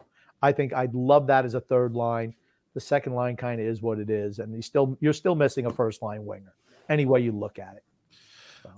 I want to ask you, D-Cut sent me a message. She said to ask you about the inside information you gave him on Twitter. I have no idea what that means, but I wanted to ask you about that. If you have, here's the information I gave. No, I don't even have Twitter. I don't know. I can't remember. I don't know if he's playing that off or not. Okay, and he's secret. But Michael M also wanted to know what you thought about Toronto's offensive depth. I think that when you have Matthews and Marner and Tavares scoring the way they are, it works very well in the regular season. But I don't think that they're built for the playoffs, because if you shut down one of those lines, I think they're done. They're not getting much from their bottom 6. They're getting something from Spezza. I'm going to say I'm sorry, Phil. Go ahead. I'm going to say that they're playing a different style this year. They're playing a little bit more buttoned up defensively, which is what they needed to do. So, they remind me a little bit of Colorado when you say the one line thing. Now, Marner is going to be out for a while. I think he just went on the IR today. But you look at Colorado, if they played a little bit more buttoned up defensively, I think they'd be fine. And because when you're a one line team for the most part, you have to play some defense because other teams are going to shut down your first line for the most part. Jack I think Campbell. Colorado's issue is probably less on the defensive side and more their goaltenders just suck. Their goaltenders they let everything in. I have not watched. I don't think I've watched. I've been watching. They're terrible. more On the than one broadcast game. tonight, they let up a 2-on-0 chance to the Rangers on the power play. So the Rangers had a 2-on-0 on the PK, and they just totally blew it. It was like, because you're supposed to make like 2 or 3 passes on a 2-on-0. They made 1 pass and then just shot. And the color guy was like, wow, this is the first time all season it looks like Kemper has come up with a big save. We haven't been able to say that about any of our goaltenders. They've been terrible. I think it's less about their defensemen and more about that. With Toronto, I just don't believe that, and we've seen it now for 3 straight playoffs. I don't think you can have that, rely exclusively on those 3 or 4 players and expect them to carry the entire team. And when they go cold, it just goes to hell. True. Jack Campbell, baby. Jack Campbell, Grumpy, your favorite goalie ever. Jack Campbell. Sucks. Goalie extraordinaire. I have always been a big Jack Campbell fan ever since drafted by the Dallas Stars. I've always had, there's always those guys you root for. I've got my Otto Koivulas. I've got my Jack Campbells. There's just certain guys I like. Got your Brock Nelsons. Dude, I like Brock Nelson before. Nelson's great. I love Brock Nelson when he was originally drafted. Back when he used to play for the Sioux, Grumpy. Yeah, whatever. Yeah, what can I say? Anyone who can consistently put 20 home, no matter who the coach is a good hockey player. I'm sorry. I'm going to tell you, before Barry Trotz got there, a lot of those were, scoring a goal when we're down 6-1. Scoring doesn't matter. Those. Doesn't matter. Yeah, he's always scored goals. He is so freaking soft. He got punched. He get punched in the face. He just takes it. They hit me another one. Like I said, you mentioned Noah Dobson going after. He wasn't throwing punches. I'm like, yeah, he wouldn't even have been involved in that fight, Brock Nelson. I am talking to you. I am talking to you. Here's the thing, man.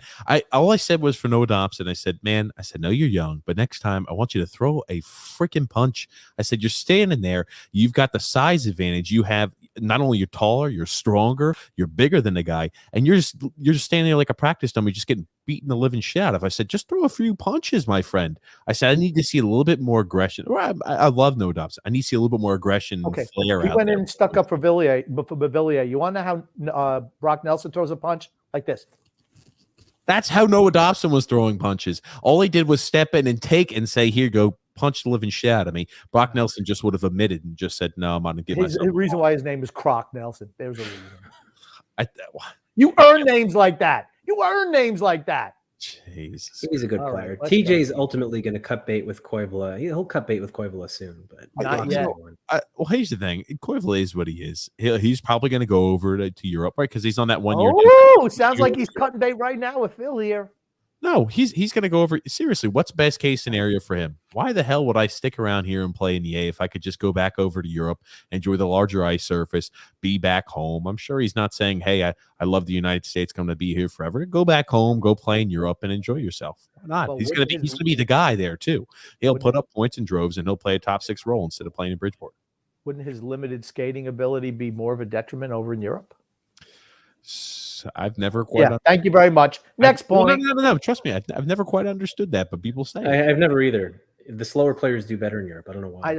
Here's the thing. I don't watch it enough to understand it. But here's the thing. I don't think he's been disappointing when he's been up these last couple of games. I didn't think. I was actually mildly impressed with him. I hear Phil talking such mad garbage about him that I'm like, man, this guy must really. Oh wait, this can't be. Who's 36? He's actually involved in the play. That can't be Koivula. That can't be Phil's Koivula, could it? Those 2 goals don't happen last night if you have Koivula instead of Zarnik. They just don't. They don't. I'm just saying I was pleasantly surprised with his play is all I said. That's all I said. okay.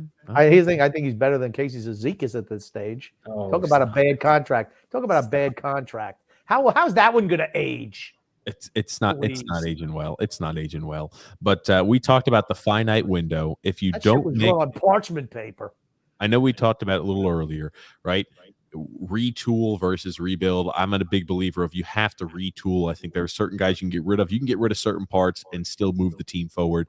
If you are, let's say, a seller at the deadline, who are the guys, Phil, that you have? We discussed who we would probably sell. Who would be guys that you would sell at the trade deadline if we are a seller? If we're out of the playoff picture, who do you try to sell? There aren't many, but there are going to be 2 players. Well, 2 players who teams will want or Clutterbuck. A team will unquestionably want Clutterbuck just because of his playoff experience, and he plays a role that's geared toward the playoffs. He had 7 points in the playoffs last year. He was solid.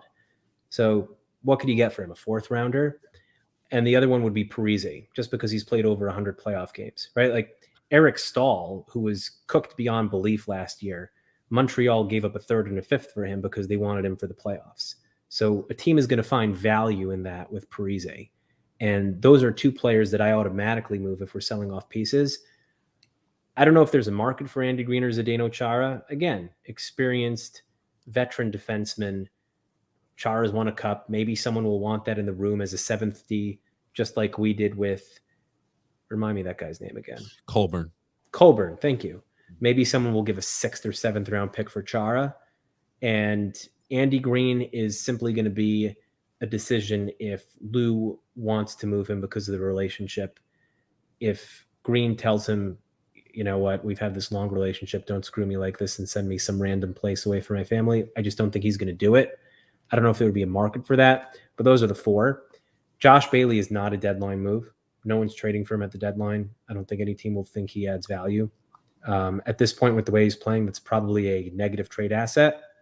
And like I said before, Varlamov, if there's a team like Edmonton who feels that if they just had better goaltending, that they'd be able to compete, that is a deal that could potentially happen at the deadline, but probably, like you said before, more toward the summer. But other than that, that's really it. I was talking to Grump about this. I think that Cal Clutterbuck, for certain, as you mentioned, definitely would be a guy who would be wanted. He would be heavily vied at because, just like you mentioned, right, he's a guy who plays playoff style hockey. He actually can provide a little bit of a scoring touch. He gets under other teams' skin. Penalty kills. Also, yep, he does a lot. He's one of those unsung heroes where if you're looking for a sandpaper guy, he could be one of those sandpaper guys. Do the Islanders, let's say we're not a seller, do the Islanders try to re-sign Cal Clutterbuck next season? I think a lot of it depends on, look, I think it's linked to Martin. What we're seeing with Martin now could be the beginning of the end. I'm not convinced that Martin is going to play out this contract. Barry said it's a lingering issue. It's an issue they expect to have all year. They knew about the issue going into the year because he didn't attend camp and he missed the first couple games. I think it might be to the point where this is an injury. Who knows how many years he's had it for, and he got his ankle fixed. It could be the type of thing that makes him not an everyday player.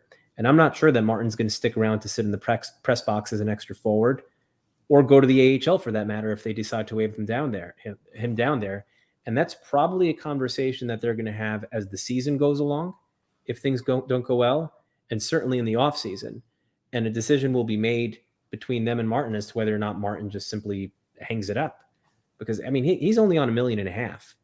With his, with his family pedigree there with Boomer Esiason and his connections to media, he could be on the TNT panel and probably be pulling in good money also, rather than riding the bus in Bridgeport or sitting in the press box and doing whatever. So I don't think it's a given at this point that Martin plays out that contract. And if Martin doesn't, Clutterbuck's going to be 35. I think they're linked to a certain degree, and it wouldn't surprise me if they moved on from him. We've always thought that, you've got to let him walk. I think Clutterbuck has been fine this year. I think out of the 4th line, I think he's probably looked most competent at all times. I think Matt Martin's been, as you How old is Cal Clutterbuck? 34. Okay. What's my motto? Always. What's your motto? Never sign freaking guys who are in their damn 30s.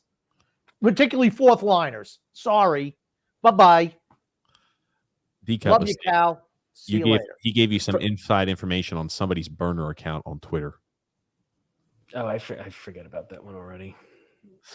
Okay, gotcha. But I'm sorry, I didn't mean to derail progress there. But now, if we're putting odds on what it is that the Islanders make the playoffs, we ask every guest this, Phil, and I want you to have the chance to answer this. What do you feel the Islanders have enough in the tank in order to make it? We talked about it's a tough, tall order, and we're going to find out more and more, obviously, as the season continues to elapse.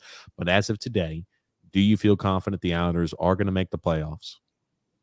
If I was betting money today, I would bet that they would not make the playoffs today. What about odds, Phil? Let's pretend we're part of the DraftKings team here and say, what would you consider the odds? As much as weird as it is, Grump, I don't understand how the odds. I would say the odds are probably close to 1 in 4. 25%, Wow. You think 25% of them making the playoffs? something like that, just because they've got a ton of games in hand. I say 5% chance they make the playoffs. 5%? Nah, it's definitely not 5. 5. Tommy brings up a good point. I think we omitted this. Scott Mayfield. I think he's another guy as well that would have value. He's a guy I think that plays better in the playoffs. He's on that very, very manageable deal. I could see Scott Mayfield being a guy that's moved, and I feel like Scott Mayfield would get you a king's ransom. I don't care what he's doing in the regular season. He should get a pretty big return. If you're dealing Scott Mayfield, you're in blow it up mode. Because No, now I don't you're think getting so. rid of- Because what if you decide that you want to trade Scott Mayfield because you intend on signing John Klinberg in the offseason? Because you have the cap space to do it. Yeah, I don't know. To me, you're throwing in the towel if you're trading Scott Mayfield. I don't think so. He only has 1 year left. He's going to cost a lot more at the age of, I think his deal is up when he's 30 years old, right? And I'm not against trading him. I'm not against trading No, him. I'm not either. It depends on what you get back. But the right-hand defenseman market next year for UFAs is stronger than the left-handed defense market now that the Leafs re-signed Morgan Riley. So I don't necessarily think that's an indication that you're blowing it up. I'll give you one more thing, right? If you want to talk about a change of scenery trade, think about what the Red Wings and Capitals did with Verana and Mantha, and something along those lines with Anthony Beauvillier. That would be something that, depending on who the piece coming in is, that's a hockey trade you could look at. Yes. If they can't get Beauvillier out of this funk, and if you have someone who's kind of in a similar kind of boat, the only reason I would hesitate to move Beauvillier is because his best friend is Barzal. And if you want to keep Barzal, and Barzal's their best shot at a cup within the next 5 years, et cetera, like we discussed earlier, you want to keep him happy. So the room dynamic piece, I think, is probably important there as it pertains to Barzal. But if there's a legitimate hockey trade to be made, whether or not they're vying for a playoff spot or not, for a player who's 25 years old or younger, that's something to explore also. Now, and I think too, ideally, if everything went according to plan, I think that Chara and Green were both gone. And if we were buyers, I really honestly thought we were going to add a piece. And I think you brought up Giordano to me, Phil, and I thought that was, when we were thinking this is a playoff caliber team, I thought he was a good fit. Ideally, I think Salo is a full-time starter next year. You got to take the reins off of him now. Let him play. Let him get some minutes. I really do honestly believe that. And I think that, next year they're going to slowly integrate in maybe Samuel Bolduc, who's been having a pedestrian year so far in the pedestrian, awful year. And he's been non-existent. Has he been hurt? He was just healthy scratched. And Bridgeport plays 7D. And he might be one of the players they have COVID. That's the only thing I could think of as to why he was scratched, other than the fact that he's been absolutely miserable. But yeah, like Grumpy pointed out, he was hurt in camp. He had a great year last year. He hasn't been doing anything down there. I think the only two players on cheap ELC contracts, though Salo's not going to be on an ELC and needs to sign a new deal, would be Salo on the back end and then Holmstrom if he wins a spot out of camp. Those are the two. My God. Sorry. How Grump. bad would it be if Simon Holmstrom makes this team? Yeah, Sorry, you're throwing the towel if Simon Holmstrom making it. He's been good. You just haven't been watching. He's been very good. It seemed like he started Phil playing has been good. sending me clips, Grumpy old man. He has been very, very good. He's big. He's fast. He can move people off pucks. He could pass the puck. He's got a decent shot. He's a good player. He was good when he was playing with Golashev. That's when his season took off. No, he just did it. He had 3 points this weekend with Golashev and Koivula not even on the team. Well, I'm just saying that's what sparked his season. The Bridgeport Islanders. Your love for this guy, Phil. I'm going to invite you back on the show just to embarrass you when he sucks. Do it. Definitely. Listen, they just beat Utica. Holmstrom had a goal against Utica. Can I just say one thing to you, Phil? Do you know what the Utica comments are? I'm looking at your background, and I just hope you don't get shot through the window. Hopefully Diane Keaton's not in the bed next to you, and you got to drag her out of there. It looks like from The Godfather Part 2. The Bridgeport Islanders, led by Simon Holmstrom, led by Simon Holmstrom. Here we beat go. the 16-1 Utica Comets, the best team in AHL history. Ottawa beat Carolina and Colorado. And Colorado. So, that. So if we extrapolate here, the Islanders are better than Colorado and Carolina. That's what you're telling me. There you go. That's the point you're trying to prove there. Oh my goodness. I love it, man. 14 points in his last 18 games. He's been good. Well, okay. The let's And not cherry pick and say, let's include the beginning of the season too. He Come on, started slow. Phil. He started slow. I'm just saying he's on a See, point. Phil's He's on like a one of 3-game those point guys, streak man. here. They like to cherry pick those freaking stats. TJ's one of them too, honestly. Oh, I I mean, don't cherry pick stats. Hey, wait a second. If we take from the middle of the second period of Game 6 and go to the end of the first in He had Game 2 goals 9, over that he's time lighting period. it up out there. No. I hope he turns out, but you know. Hey, no matter what, I still think he'll never sniff what Tomasino, McMichael, and Kaliev were, or are going to be. Not even We'll close. see. We'll see. I They're mean, ready NHL Tomasino's not players. lighting the world on fire. What does he have? What does he got? Like 7 points in the NHL. 7 points in 26 games. How He many put up points more is than Oliver? he put up- How many? playing in the A, he put up more than a point a game last year. So I mean, like the A, it's a big jump from the A, and there's always the guys. It who- is. Austin Zarnik was a point per game player in the AHL. I mean, Hold on, Phil. How Yeah, many go ahead. points in the NHL does Simon Holmstrom have? You're poo-pooing 7 and 26. I heard you I'm not poo-pooing it. poo-pooing. I'm You just like, saying it's early. It is he's just still got early 7 for that points. draft. He's It's early just for got that 7 draft. points. It's 3 years. It's 3 It's years. early. Listen, Turcotte is not even in the NHL yet. I don't care about him. The I'm talking 5 about our overall guy. pick. We'll see. We will see. Grumpy, you make friends all the time. Sherwood saying Fuck 'em. Grumpy's a moron who hates it. I can take it. Oh man. Go ahead, Grump. I'm sorry. 2 fingers way up. Thank you, Sherwood. Love you, baby. Oh, good gracious. Well, number one, I want to thank you, Phil, for coming on. As always, we love every time you're on. I feel like it's a different type of podcast. Usually we're riffing, we're having a good time. When Phil's on, man, it's like it's Phil week. You know how they go like, what do they call It's it? Phil week. What the hell are you talking about? I've been watching the British Bake Off, Grump. You ever watch the British Bake Off? Paige and Why I've would been I watch watching some the British Bake stupid shit like that? Off. Okay, because it's actually not bad. I usually get So, hold hungry on. afterwards. Is it a cooking show? Yeah, it's a cooking Enough show. said. Enough said. You don't need to go any further. And they call it like bread week is what it's like, one of the tough weeks, bread week. I said we got to make sure we're on our because Phil's got all these obscure facts that he knows. I don't know how the hell he keeps most of them in his head. I feel like he He's got a does. So I feel like we family got to with- come armed how to many- the teeth. He's got a family with like 6 girls in the house and his wife, and you know That's his it's like escape. it's his one salvation. That's it. You Uh, nailed it. Oh I know. man. Believe me, I understand. But Phil, I want to give you. We have all the links in the description below. Again, to the podcast, to the Twitter, and everything like that, where they could find you, Phil. Just want you to give a chance to kind of give. If you've got one last message here for the listeners and any promotions you want to go ahead and do, I want to give you a chance to do that. I mean, Oh my God, Phil, come on! Why don't you send it to me and I'll read it for you? I would just tell the listeners, continue listening to this podcast. This is of the most fun Islander podcasts out there. It's informative. You're going to get a contrasting view to the Islanders media cartel. You're going to get straight facts, even though Grumpy sometimes confuses his facts and rewrites history to a certain extent. And if you want something more mainstream, something a little bit more logical and thought out, listen to us on the Top Shelf Hockey Cast with BD Galoff and David Tuckman. But thank you guys for having me on. Phil. I don't know. I I love don't know. Phil, you know what? I almost fell asleep during this podcast when Phil was talking. I understand what D-Cut is saying now. No, They're friends. I know they're friends. Phil, I don't know how you get a nickname like the Human Ambien. I find you very engaging, honestly. I try to be. Yeah. I like Phil. I like having him on the show. I I do. appreciate that. I just say every single time I got to feel like I've got to be dot my I's and cross some my T's. That being said, Phil, again, thanks so much for coming on. We love having you on, just like all of our guests. I don't think that we've had a bad guest yet, Grump. Do you?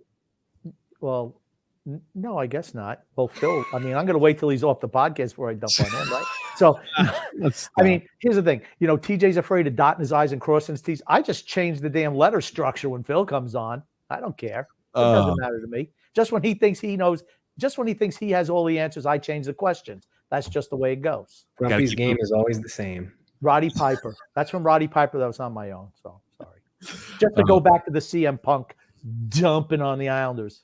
It was a cheap pop. It was a cheap pop. It But is a cheap pop. That's what heels do.